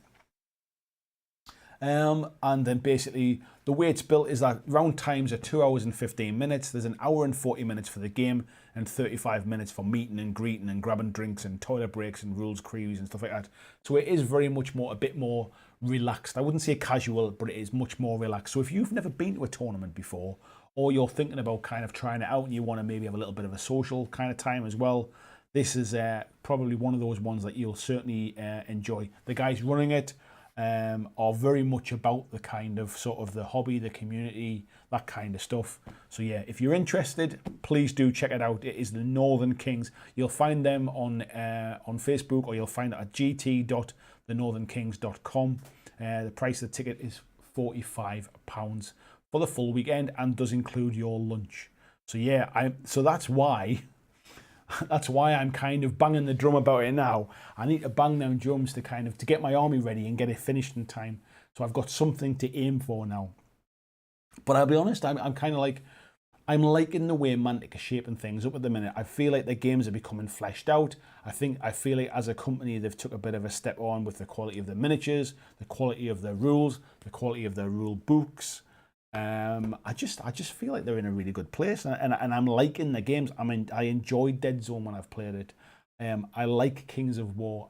I'm looking forward to getting a game of Firefight. The rules I've read are really, really interesting, and I just feel at the minute that they're kind of they're in a good place. That they're kind of bubbling away there, and I'm willing to do well, basically just so that the games I enjoy playing continue to do well as well. So yeah. So that was kind of what I wanted to touch on with those ones. James is saying these Riftforged Orcs really remind me of World of Warcraft. Yeah, absolutely, yeah. Was Simon in the chat tonight, was he? I'm just going back now and having a little look. Ted saying, great chat, thanks. Dinner time over here on the other side of the pond. Take care, Ted. Thank you very much. Yeah, Jim's saying about the get out clauses for old stores, yeah. And Ed saying there about bathroom space was impossible. Yeah, I can understand, mate. Yeah, I don't think Simon was in the chat, was he? We'll have to try and get in touch with him. But yeah, like I say, if we don't manage to sort me out in the next week, we've got until next Monday's live stream. If we don't sort it out by then, we'll draw another one next week. Where are we? James saying, like in the Riftforge, orcs really remind him of World of Warcraft. Jez is saying, crikey, looking at an anvil, yeah. But that can't be easy, can it? I bet it's not fast in the game, that's for sure. Ed says he was interested in Kings of War until he found out it was I go, you go. At that point, it's a hard pass. It goes back to what I was talking about before, mate. There'll be certain things that you know that are just not for you, that you don't like. I find that it works really, really well in the game, if I'm honest. It doesn't work well in all games, but it does work well in Kings of War. And it's just, I think it's because the game is so quick that you're not kind of standing around for long periods of time. Robert saying, love the shrine. The Riftforge orcs are so cool. Yeah, I agree, mate. Jesse has never been to a tournament. Next year, I'm going to go to one. I kind of set myself a little bit of a hobby kind of sort of challenge this year that I was going to get a Kings of War army built and painted up, and I was going to take it to an event. And when Paul contacted me to say that he was running this event, Paul Walsh, he was running this event in the summer, I thought, you know, I think I could do that. I think I could achieve that. So we'll see whether I do. You can kind of follow along with me and see if I do make that achievement. But I'm probably going to need some help building the 2,300 point list. That's for sure. Ed saying there, don't mind extra prizes for painting, but in-game points for painting drives me nuts.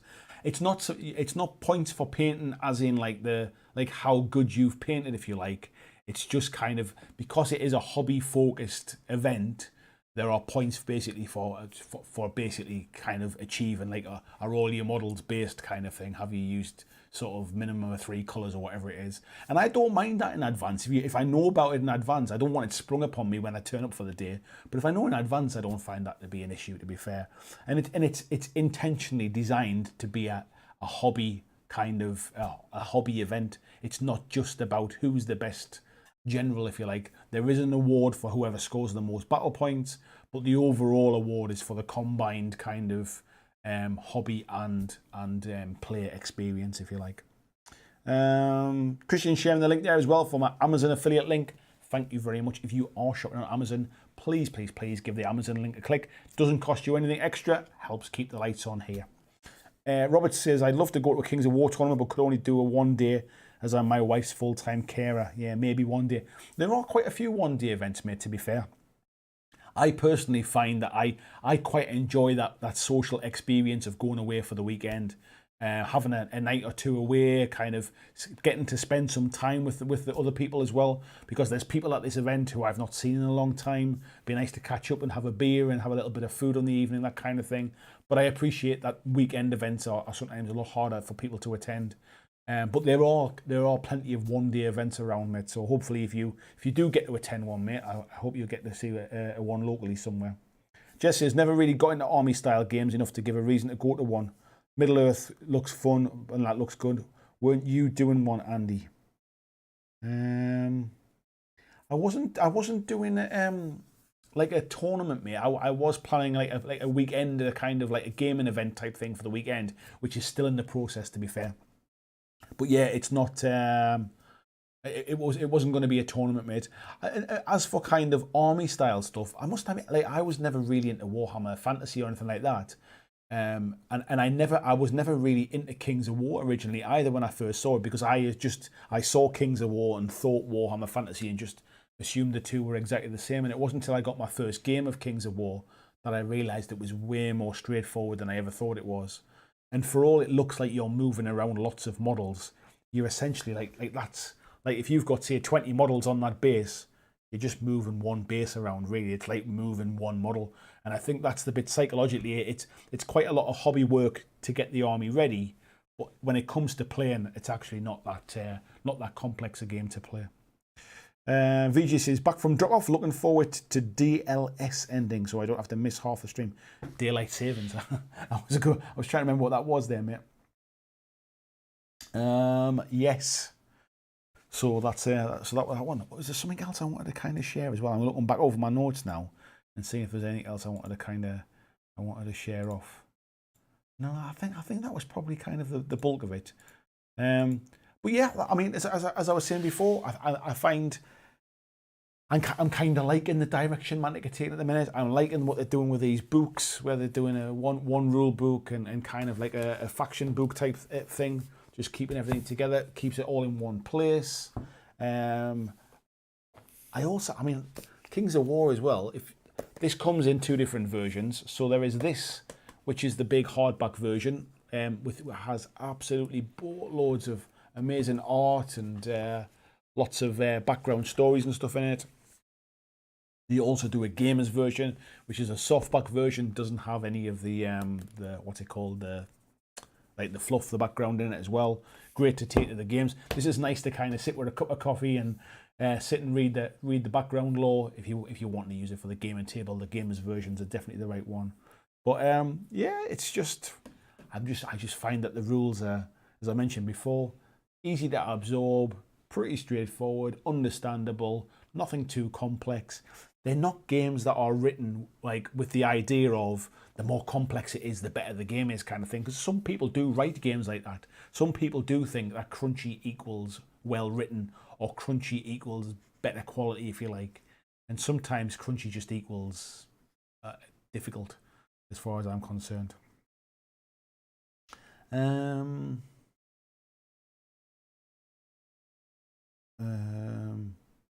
Lazy Pirate Payton, good evening, mate. How are you doing? He says there's loads of one-day Kings of War events in the UK. Have a look at the Kings of War master site. There absolutely is, mate. Yeah, as I mentioned. Jet says, I'll try and get to a BlackJack one. Give me a project and meet a load of these reprobates. It'd be nice to see you, mate. You don't live too far away anyway when you're back at home. I'm sure we can sort something out. Lazy Pirate says, I try and do one Kings of War event each month, mostly one-day events. I'm pretty sure you're taking a new army to every one as well, mate, don't you? Robert says it's definitely something I'd like to do at some point with the right planning. Thanks, chat. I'll keep my eyes out. That's the idea, buddy. I mean, sometimes as long as you kind of, if you can get a date far enough in the future and you can arrange some kind of like some help at home and stuff while you're away, and you know that it's within kind of driving range, so you're not too far away, and if the shit hit the fan at home kind of thing, you can get back quickly, all that kind of stuff. If you can kind of plan for that and set it far enough away that you give yourself a little bit of time to kind of get your army ready or play a few games beforehand. What I would say with games like Kings of War, and with a lot of the Mantic games, to be fair, they are certainly games where you can turn up at a tournament having never played a game, and by the end of like the first couple of turns of your first game, you know what you're doing. I remember going to the first Armada tournament at Mantic, and there was people there hadn't played the game before, and they absolutely learned how to play in their first games, and were really having fun. There was one guy came, Ryan, hadn't played the game before, and was like challenging for top table by the end of the day. I think he walked away with some prizes, and that was purely just down to the fact that the games are just like relatively straightforward, and you can the rules are in your head. And it's also down to the fact that the community are genuinely really quite inviting and stuff as well, and they're not there to be like kind of cutthroat. I think it depends where you go for tournaments. I think if you're going to a tournament at like Mantic's HQ, for example, they're generally a bit more easygoing and a bit more laid back. Other tournaments may be different, but certainly the ones I've attended, I've gone to some that's been run by sort of by Andy Sharp, who's actually one of the rules writers for Firefight, and basically he does the Way to Fire sort of podcast and YouTube channel, and he kind of his were a lot more relaxed, a lot more laid back. I've gone to Walking Dead tournaments run by Paul Walsh. His has been kind of quite laid back and fun. We went out for a few beers the night before and we're a bit worse. So where the next day, those kind of things really. So I think it really does depend. I think the word tournament scares people a little bit, when most of the time it's a game and event really, and it's an excuse to get people together and play more games really. So if you've never been to a tournament or you've never been to a game and event, don't let that put you off. Like, do a bit of digging, ask around. You'll probably find if you're in Facebook groups, you're in YouTube channel chats and that kind of stuff, there's probably somebody else going who you've probably chatted to before as well. So you'll already know somebody when you get there. You'd be surprised actually just how welcoming everybody is. John says, I really like that for Mantic games. I hardly look at the rule book in a game. I'll check the stats cards or sheet, but the rules I can hold in my small brain. Me and you both, mate. It must be just an age thing, I'm sure it is. Lazy Pirate saying, yep. Jess says, I'm not far away at the moment. You're back home at the minute, are you? How long are you home for, mate? We'll try and sort a game out or something. So I need to have a drink of water because my throat's drying out now. I think we're at that time we're doing. There's still like 70 people in the chat. Only 52 likes though. I'm sure we can squeeze and absolutely wring a few more likes out. That'll be nice. Can we get that 52 up a little bit? The likes kind of basically tell YouTube that people are watching this, and actually it helps them to share it out after the live stream's finished. That's all. So it does help me out. Thank you very much, folks, who are clicking the like button there. I'll just have a drink of water. So yes, what I would ordinarily just kind of wrap it up now, but because we still got a nice little bunch in, I missed a week as well. Let's just have a natter. Let's have a chat. What do you want to talk about? What are you looking forward to? What have you been playing in the last couple of weeks while I've been gone? What have you been watching on TV? Has anybody seen the new Batman film? No spoilers. I haven't seen it yet. But all that kind of stuff. Let me know what you've been up to, and we'll see what it is. Claudio says, yeah, I went once for the first Weight of Fire Con or WAFCon, and that settled it for me. That Mantic and the awesome community around them is a place where I want to stay. Worth the first hobby trip to the UK. I tell you what, it's quite a lot as well. I mean, it's especially for you, Claudio, as well, coming from abroad. It's quite the commitment, like flights and hotels and everything else. So I'm glad to see that when you got there, they're a friendly bunch. I genuinely never really kind of come across anybody that's been sort of too negative, really. I mean, I'll be honest, I've been to lots of tournaments. I've probably had one bad experience in the entire time of going to like lots of different events. And that was purely down to one particular person as opposed to like an entire community. But I just find generally, I don't know what it is about Mantic stuff, but it's almost like the community are almost, they know they kind of haven't got the numbers of like, say, a Warhammer game. So I think they're genuinely like trying to grow the ranks, trying to grow the community, welcome people in as opposed to pushing people away. So I think it's just generally a friendly bunch, really. Excuse me. Nicholas and Tolmort there both saying new Batman was awesome. I loved it. Am I right in thinking it's like 3 hours long? Did I say that? Because I'll try and kind of make some space in my day at some point to go and see it. Nobody else is going to come and see it with me. I'll have to go on my own. So I'll try and make some space in my day to see it at some point. But yeah, 3 hours is a bit of a commitment, I think, when I'm supposed to be working. Jess says, now in the plan at the moment, mate, just keep an eye out for jobs. Back to making bags and pouches at home. At least it's nice and warm, eh? Matthew says, I played Beyond the Gates of Antares twice in one day. Narrative mission, it was quite fun. I've never played Beyond the Gates of Antares. Am I right in thinking it's kind of sci-fi bolt action? Is that right? Paulson's just finishing installing new paint racks on his desk for dropper bottles. Lost patience with GW pots and switched to Army Painter. But loads of space to expand. How do you lose patience with a paint pot, mate? You must have nothing to worry about if you're losing your patience with a paint pot. Nicholas Green saying, yeah, it's 3 hours. I've heard that it doesn't feel long, but that could potentially be the saving grace. But yeah, I'll have to try and wangle a 3 hour window to watch that, I think. Scott says, I've built the Dead Zone starter set plus Forge Fathers, Vehement booster, the GPCD booster, extra terrain, and some overdrive minutes. You've had your hands full, mate, haven't you? Lobid said, come and see it with you. Give me 2 days. We'll just go to the cinema at the same time, mate, and just like, right, go. We're watching it, and then we can talk about it afterwards. That might be a quicker for you. Tolmor says 3 hours went by really fast. Great movie. I definitely want to see it. I like Batman, so yeah, I'll definitely get to see it at some point. Phil says managed to convince the missus to start watching Breaking Bad. Picked up an original unpainted copy of Hero Quest, so that's on the paint table as well. My missus never really kind of got interested in Breaking Bad. I watched the film last night called, nothing to do with Breaking Bad, just reminded me, was called The Informer. Was it called Informer? Yes, it was called The Informer, which had, forget his name now, the guy that's in Suicide Squad who plays, you know what I'm like with names, I'm awful. Is it somebody Kinnaman or something like that? Is it? He plays like the kind of like the leader guy from the Suicide Squad. That was pretty good. That's all I was going to say. Where are we up to here? Matt saying yes, sci-fi bolt action, yes, mostly. Jason Elkin, hello mate. He's just been 3D printing terrain and scratch building terrain. Some great files to download on my mini factory. There's a load on there, mate, isn't there? Ian Inman says he's been painting up his copy of Bard's Song from Steamforged Games. Very nice, mate. What do you think of it so far? I remember seeing it when it was on Kickstarter, but I've not seen a copy to have any kind of comment on it. Super Punker Man says Mantic players just not gotten to the point where winning and being a jerk is a status symbol like GW. I'm sure it must be a personal thing. Like, it must be like, I don't know if it's just the length of time GW stuff's been around and the amount of people that play it. Like you know, for every 100 people you might get one jerk. Therefore, if you're getting thousands of people playing a popular game, you're going to get more jerks. Therefore, you're going to hear about them. I'm sure that's all it is. I can't believe for 1 second that a gaming system like creates more jerks than any other. If you like, it must just be like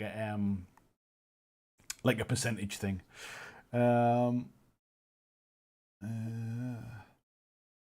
Chuck and Dale Taylor says binging Boba Fett with my wife and prepping tiny epic dungeon minis to paint. Nice ones. You catching up on Boba Fett.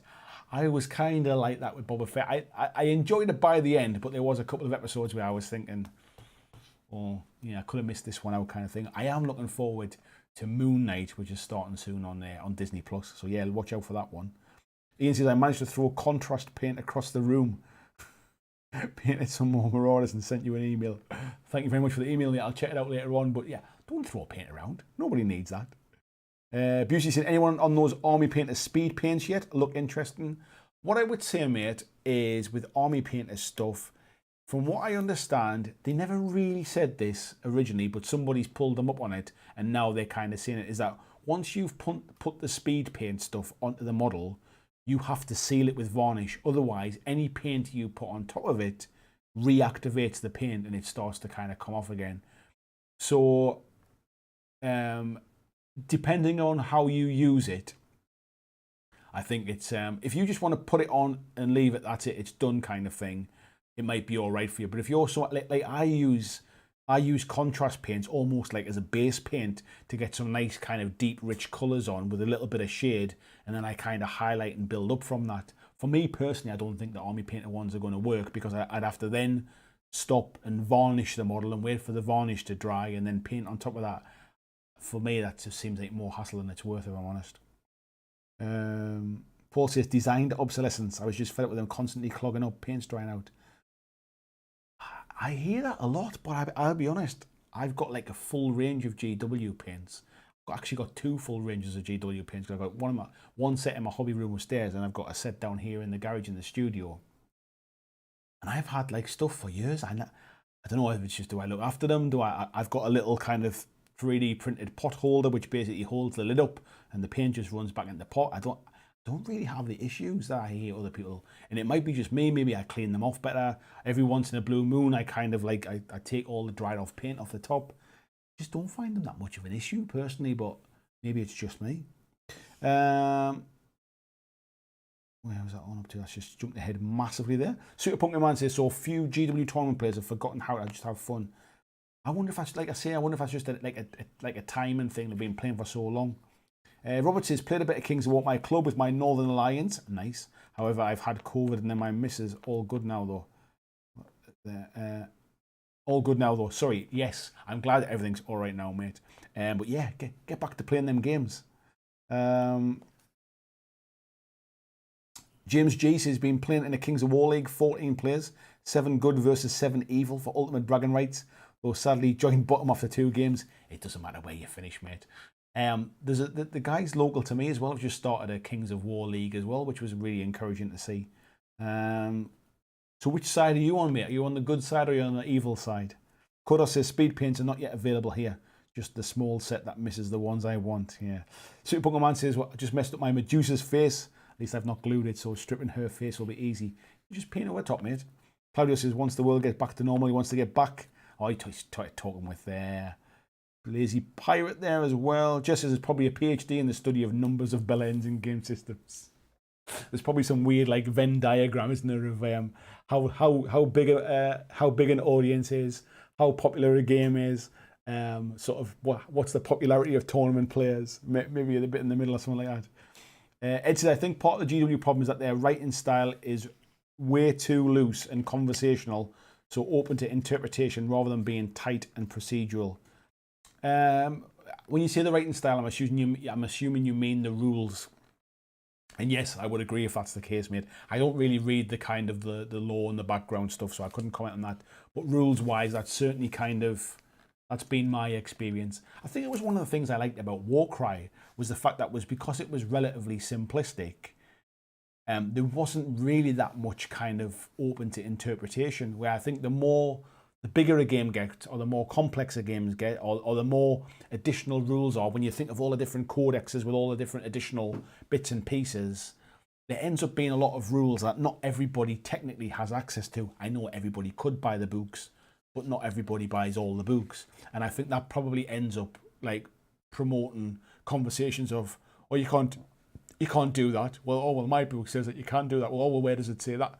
And I wonder if there's like things of that as well about it. Kodos says the more popular gaming events are, the more jerks you get there. The same jerks that once played Magic, played Warhammer Fantasy, and now play. I can't imagine it's the same people. I think that would be very. I think that would be very finger pointing to suggest that they just move between gaming systems. Ian says it was a GW handle's fault. It went to fall over and my hand went to grab it, forgetting it had an open bottle. Oh dear, mate. I've once knocked over a pot of paint on a live stream as well, and it's you have to just stay calm and just, oh dear, that's terrible. Just, but yeah, I'm not a huge fan of those GW handles. Once I got the Redgrass Games one, I've never looked back, mate, and I've never used the other one since. I just find the GW ones are a little bit just uncomfortable for my hands. It must be just a certain size hand where I feel that the Redgrass ones just fit my hands better.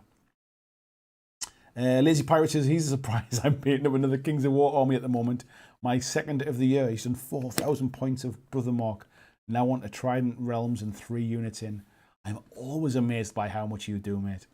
Stu McMurtry says Bardsong arrived for him too. He's been painting the big demon boss, which is on a 120mm base. Haven't played it yet, wanting to get the minis painted, but fantastic. Looks fantastic quality. So what actually is Bardsong as a game? Is it a dungeon crawler? Is it a bit more RPG? I don't really know a lot about it, if I'm perfectly honest. Babalush says I think Manic was getting played more by experienced people that wanted to get away from some GW mentality and carried over more community positivity. There is an element of that, but I also think there was a lot of people moved from Warhammer Fantasy over to Kings of War as well, but I don't really know what the old Warhammer Fantasy community is like. Maybe they were a lot calmer and a lot more relaxed and a bit more sort of chilled. I don't really know, but I've not really seen that in the Kings of War community, so I do wonder whether there's more to it than that. Paul says he also had a full range of them. The issue was always paint leaking down the back of the pot lid, where it's really hard to clean, and then spreading out when the pot's closed. Yeah, I know what you mean, mate. I think the trick is not overbending them, and also because like I see, I've got this little 3D printed pot holder, which basically just holds the lid in place, so the paint just drips back inside. And I think I just clean them up as I go, kind of thing. Really, maybe that's all it is, mate. Let's have a little look here.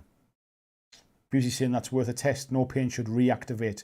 I thought that was only a thing with inks. I think that's potentially one of the things, mate. I think it's maybe is some kind of ink-based product or something like that.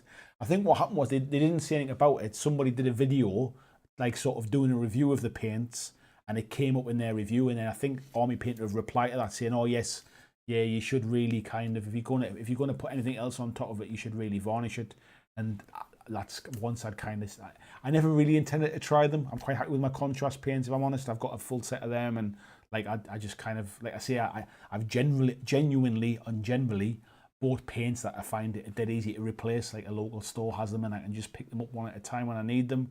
And that's always why I've kind of stuck with GW paints. So I was never really planning on kind of picking any up. But then when I heard that, that was kind of enough for me to not even want to bother really trying them. Super Punker Man says, GW paints work for me. The only other paints I use is the metallic green, blue and red from Army Painter. Ed says, I was talking about the rules. Yes. Warcry and Kill Team show that they can write good systems, but Core Hammer isn't it. It's been such a long time, mate, since I've even really tried to delve into the rules of Warhammer 40k.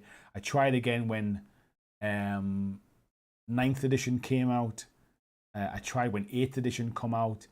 8th edition soured me a little bit, I'll be honest. I bought like all those index books to be able to kind of like start playing, and before I'd even painted my first few models up, there was a new codex out which basically kind of, for Space Marines, which kind of outdated the index stuff and all that kind of stuff. So I was a bit soured by that, just by its speed of movement and stuff. But I like the models. I think they make great models. I think there's some fantastic ones. There's loads of GW models that I would like to buy and paint just purely for interest's sake.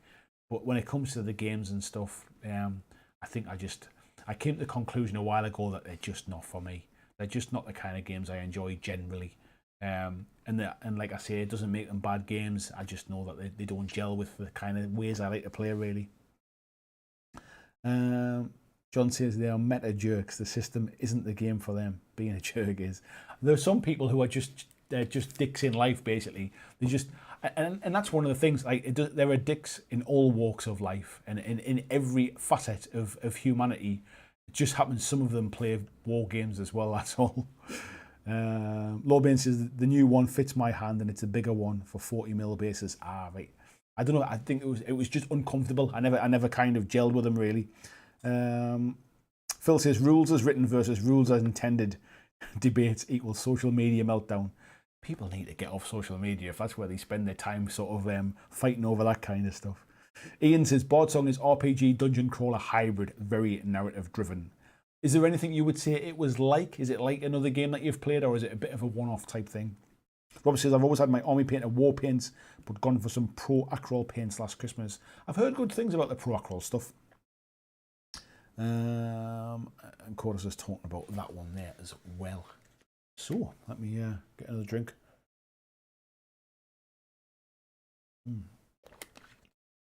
God, my throat's drying out. You can tell I've had a week off the stream.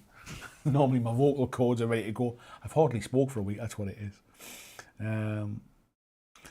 John says the biggest mistake made with flip top and screw top bottles is shaking them. Stir them instead and your problem with drying up will end. To be honest, mate, I do have a vortex shaker. So it kind of spins them as opposed to shaking them up and down. It doesn't really get like irritate into the top of the bottle, if you like. So I wonder if there's an element of that as well. I put them on their little vortex shaker, and it's obviously vibrating them and creating like a whirlpool vortex inside and mixing them that way. I wonder whether that's an element of like not giving me any issues. Ed saying I had very much the same experience with 9th. Yeah, it was a shame. I really wanted to like it. I really wanted to make a good stab of it back when 9th come out, and I bought the new starter set, and I wanted to kind of like try and, you know, like sort of do something with it. And it just, like I say, it just kind of soured me really, and I found myself just painting Space Marines again really, because there was nothing else that really interested me at the time. I tried again with 9th edition. I bought the new starter set. I've given away. I painted up the starter set. I painted up all of the Space Marine half. I ended up giving it away to like a charity stream thing. There was a charity stream going on. I gave them away to auction off. I've still got the Necrons, but like I have no intention of really using them. I should just sell them on really, or give them away or something like that. I think this is the year I need to start having a bit of a clear out and be realistic about what am I really going to play. What am I really going to actually get to the table on a regular basis? Ian says, I think Boardsong is in the ballpark of Descent Legends in the Dark, but has no app support.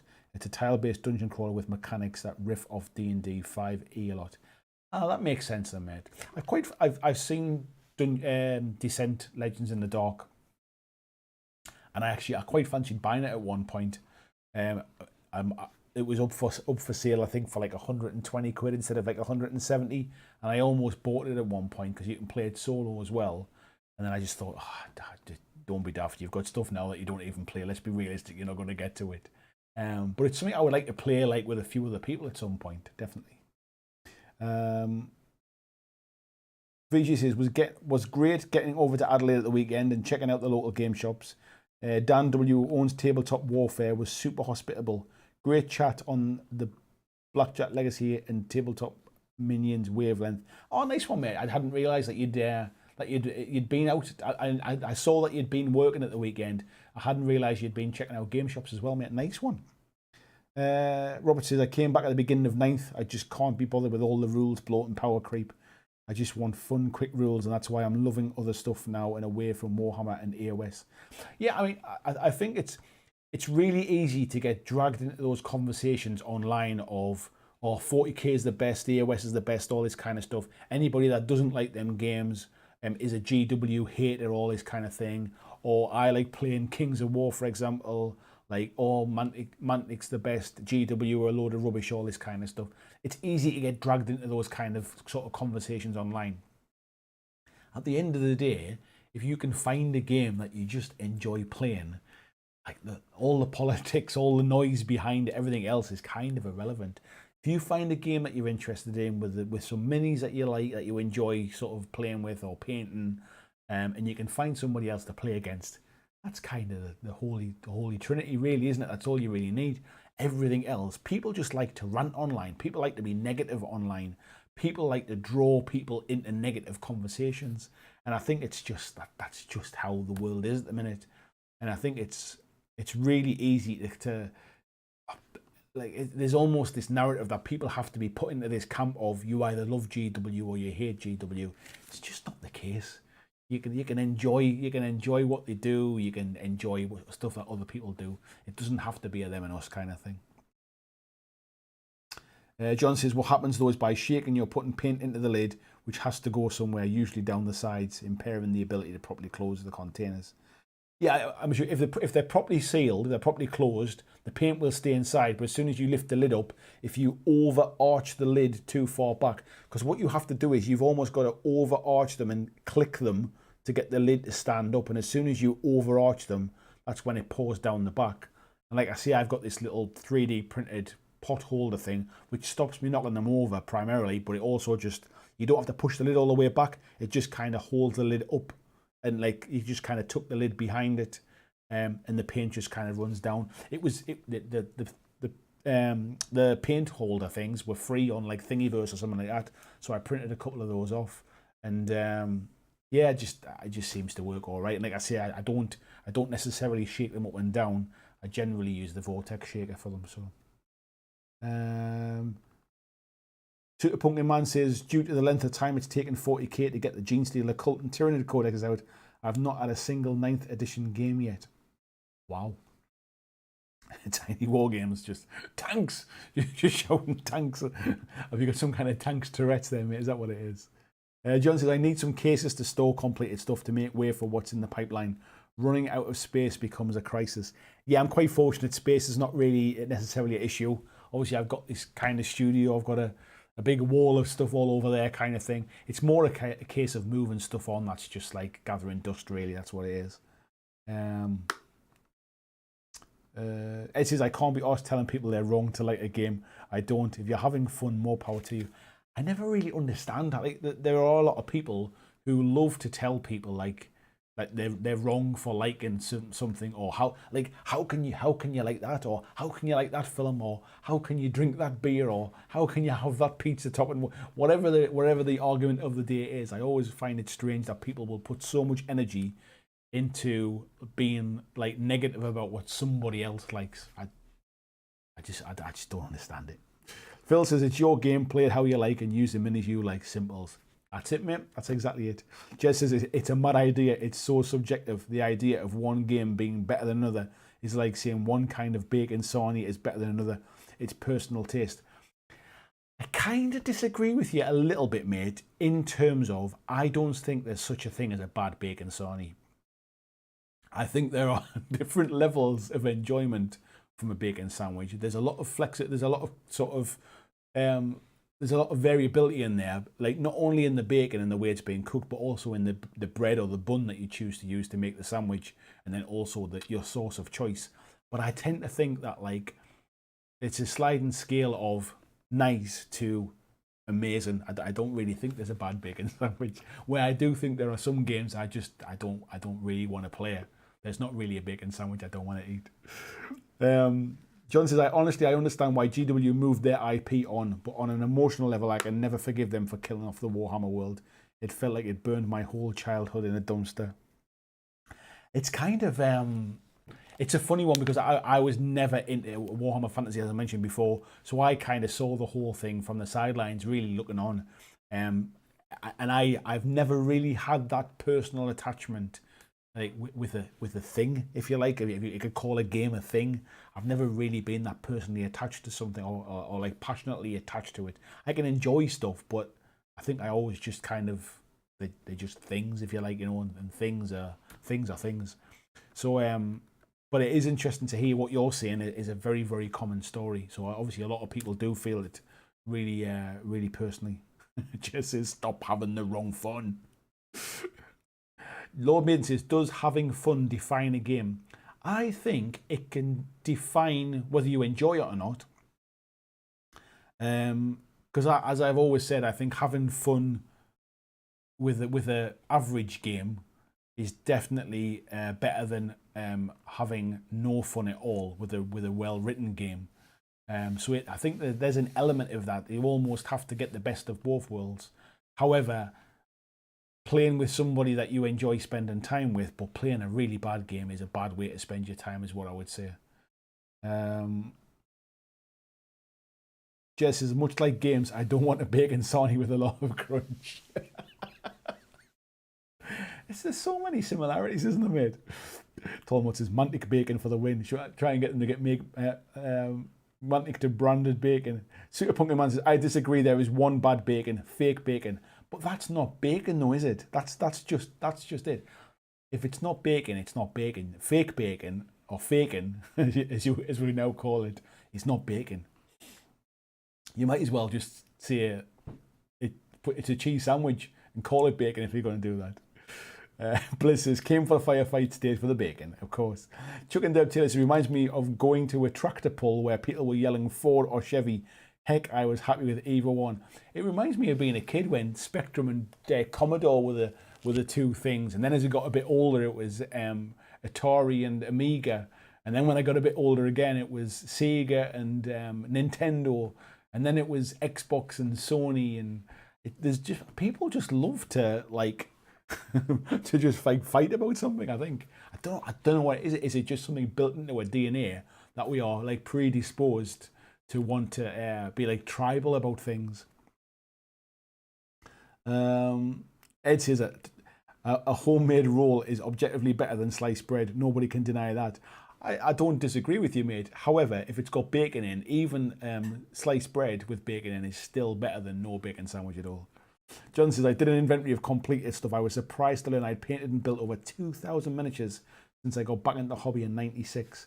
Hopefully I'll break 10,000 this lifetime. I think I've probably bought about 10,000. Painted is probably about 50 by the looks of things. I'm being sarcastic, of course. Phil says, what about a veggie bacon sarnie? It's not bacon. Don't kid yourself. It's not bacon. Bacon-esque, preferred over real bacon by a large sampling of prison inmates.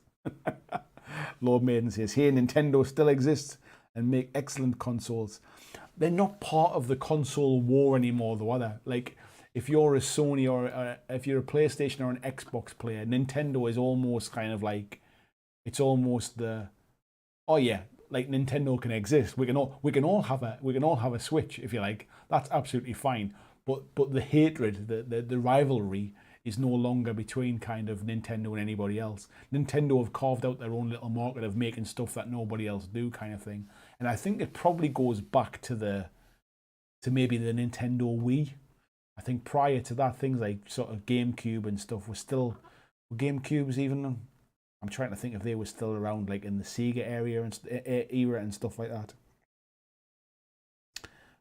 Lobin says that's because it's like PC and people don't care. I think PC gamers like to think that console gamers want to fight with them as well. But yeah, life's too short. Life is too short to get like angry about stuff that's just not important. Like, I'm trying to think of the last time I genuinely got angry about something. Like, I really kind of got worked up and got annoyed about something, and I'm struggling to think what it was. Like, I can't really think what it was. Like, I sleep really well. I don't really have a bad night's sleep. I might get a broken night's sleep if my little boy gets up or something like that, but I sleep really well.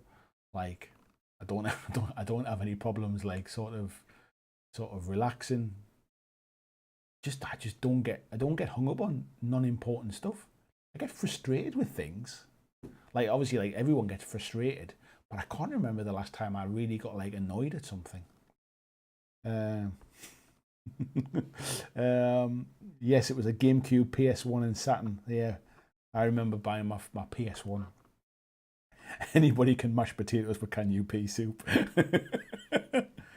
It says PC Gaming Master Race. A rig will always be getting a console, but for the games generally don't take advantage of that now.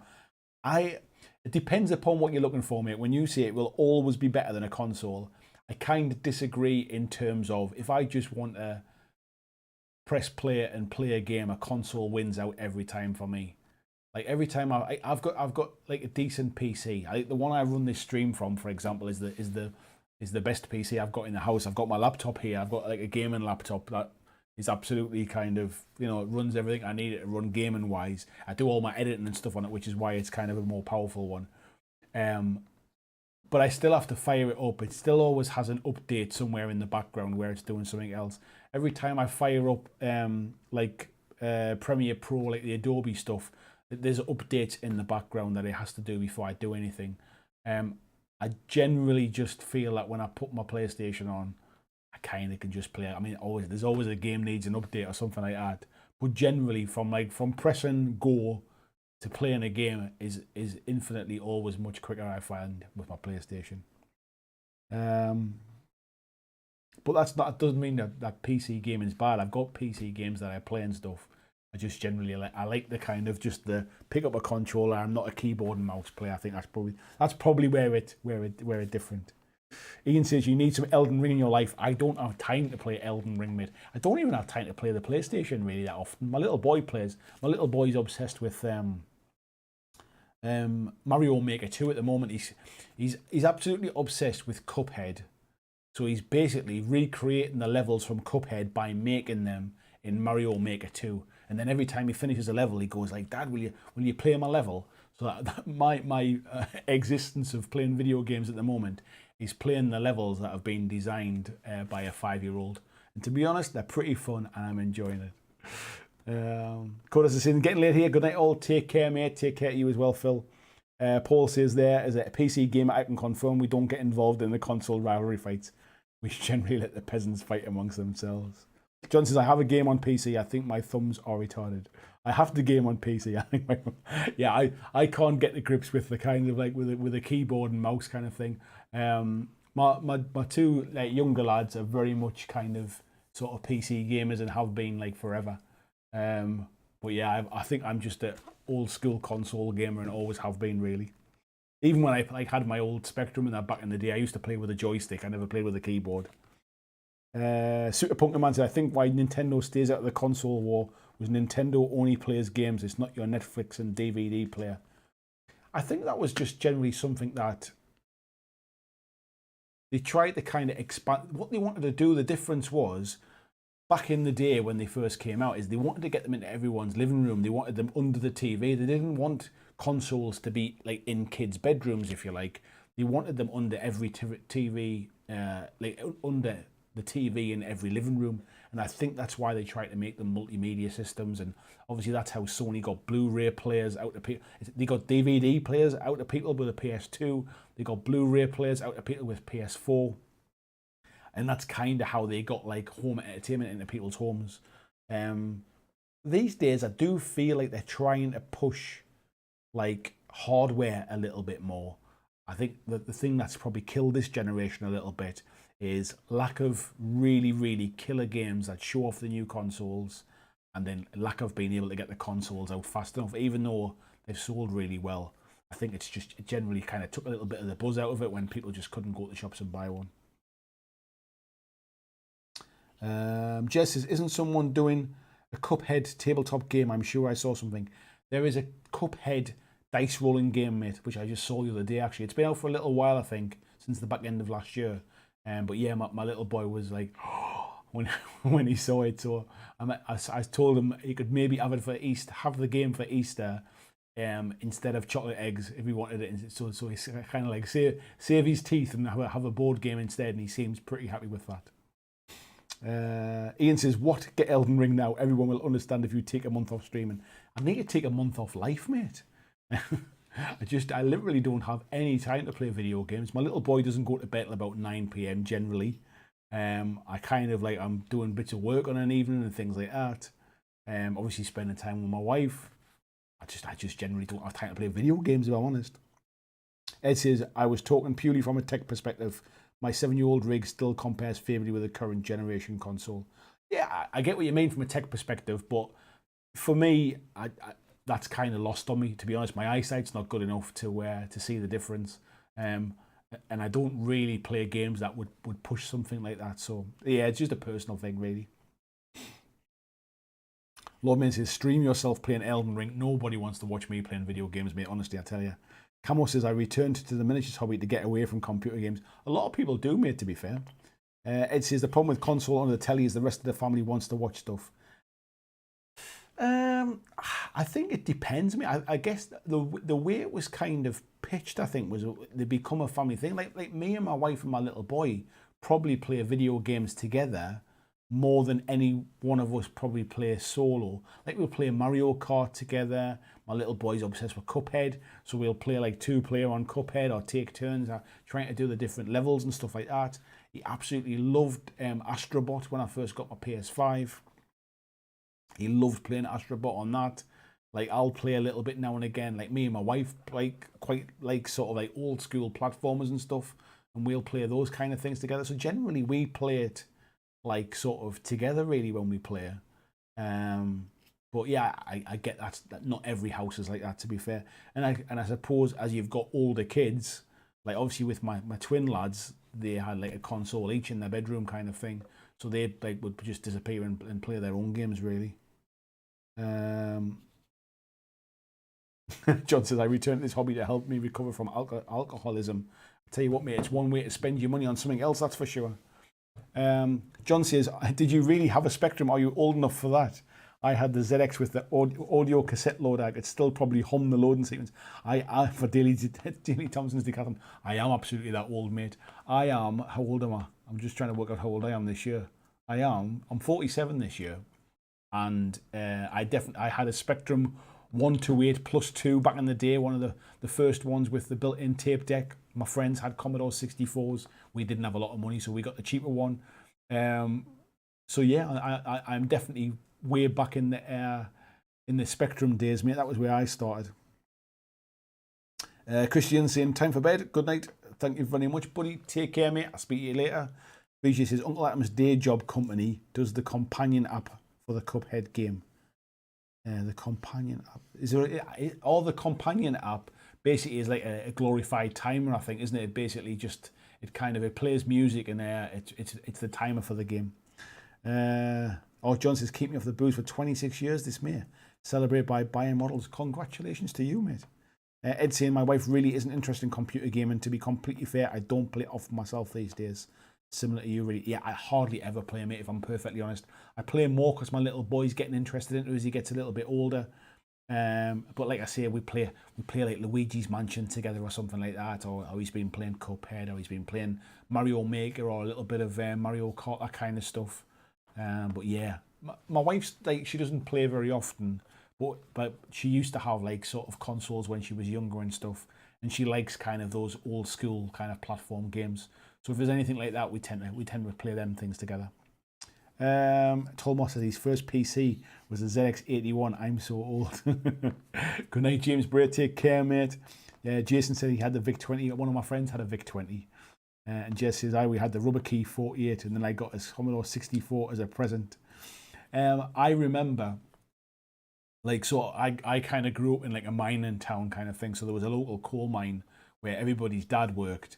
And when they shut the mines down, everybody's dad got made redundant, except my dad, who was like working for like the miners union. So he stayed on working for a bit longer, doing like sort of union work.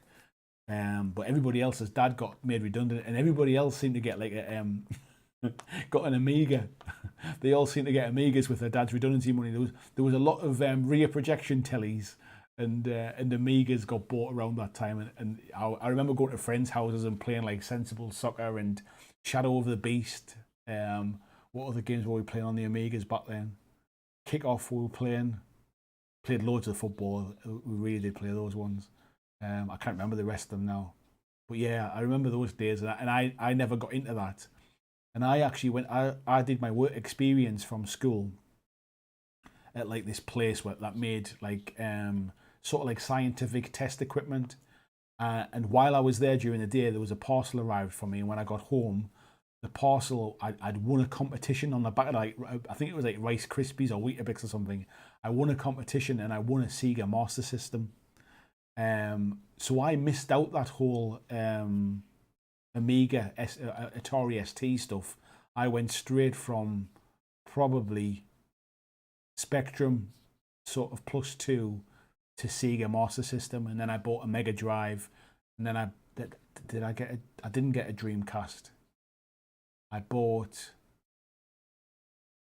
think I just kept playing the Mega Drive. I bought like a Mega CD, and then I went straight to PlayStation from there. And by that point, I was working, so then I just stuck with PlayStation after that. I bought Xbox, and for every year, every time there was a new Xbox or a PlayStation come out, I kind of bought those, and I had both of them for a long time. But yeah, I haven't bought an Xbox in a long time now. And yeah, John's saying if you're a real tabletop gamer, you probably can't afford to drink. I'll tell you what, the price of alcohol is at the minute as well. My local pub's just gone up to £5.50 a pint, so I'll be cutting back as well. That's for sure. Anyway, folks, we're kind of coming to that time of the night now. I think it's time to call it a night. Thank you, every single one of you, for coming in tonight. I really do appreciate it. If you haven't subscribed to the channel, it'd be awesome if you could subscribe. Thank you as well to everyone who entered the competition. Like I say, if our winner doesn't get back in touch with me in the next week, we will be redrawing it again next Monday. So whatever you're up to this week, take care, folks. Have a lovely week, and I will see you next Monday. Thanks for watching my video. I hope that you really enjoyed it. And if you did, why not consider clicking on the suggested video below to see more of the work that I've done. If you'd like to support the long-term sustainability of this channel, why not consider checking out my Patreon, where you can pledge and support from as little as $2 a month. And there is lots of different tiers and bonuses, which will give you access to a private Discord server. It will give you free t-shirts, free mugs, a podcast every month, and a number of other things, including getting your name at the end of every video, like these awesome folks who already support me now.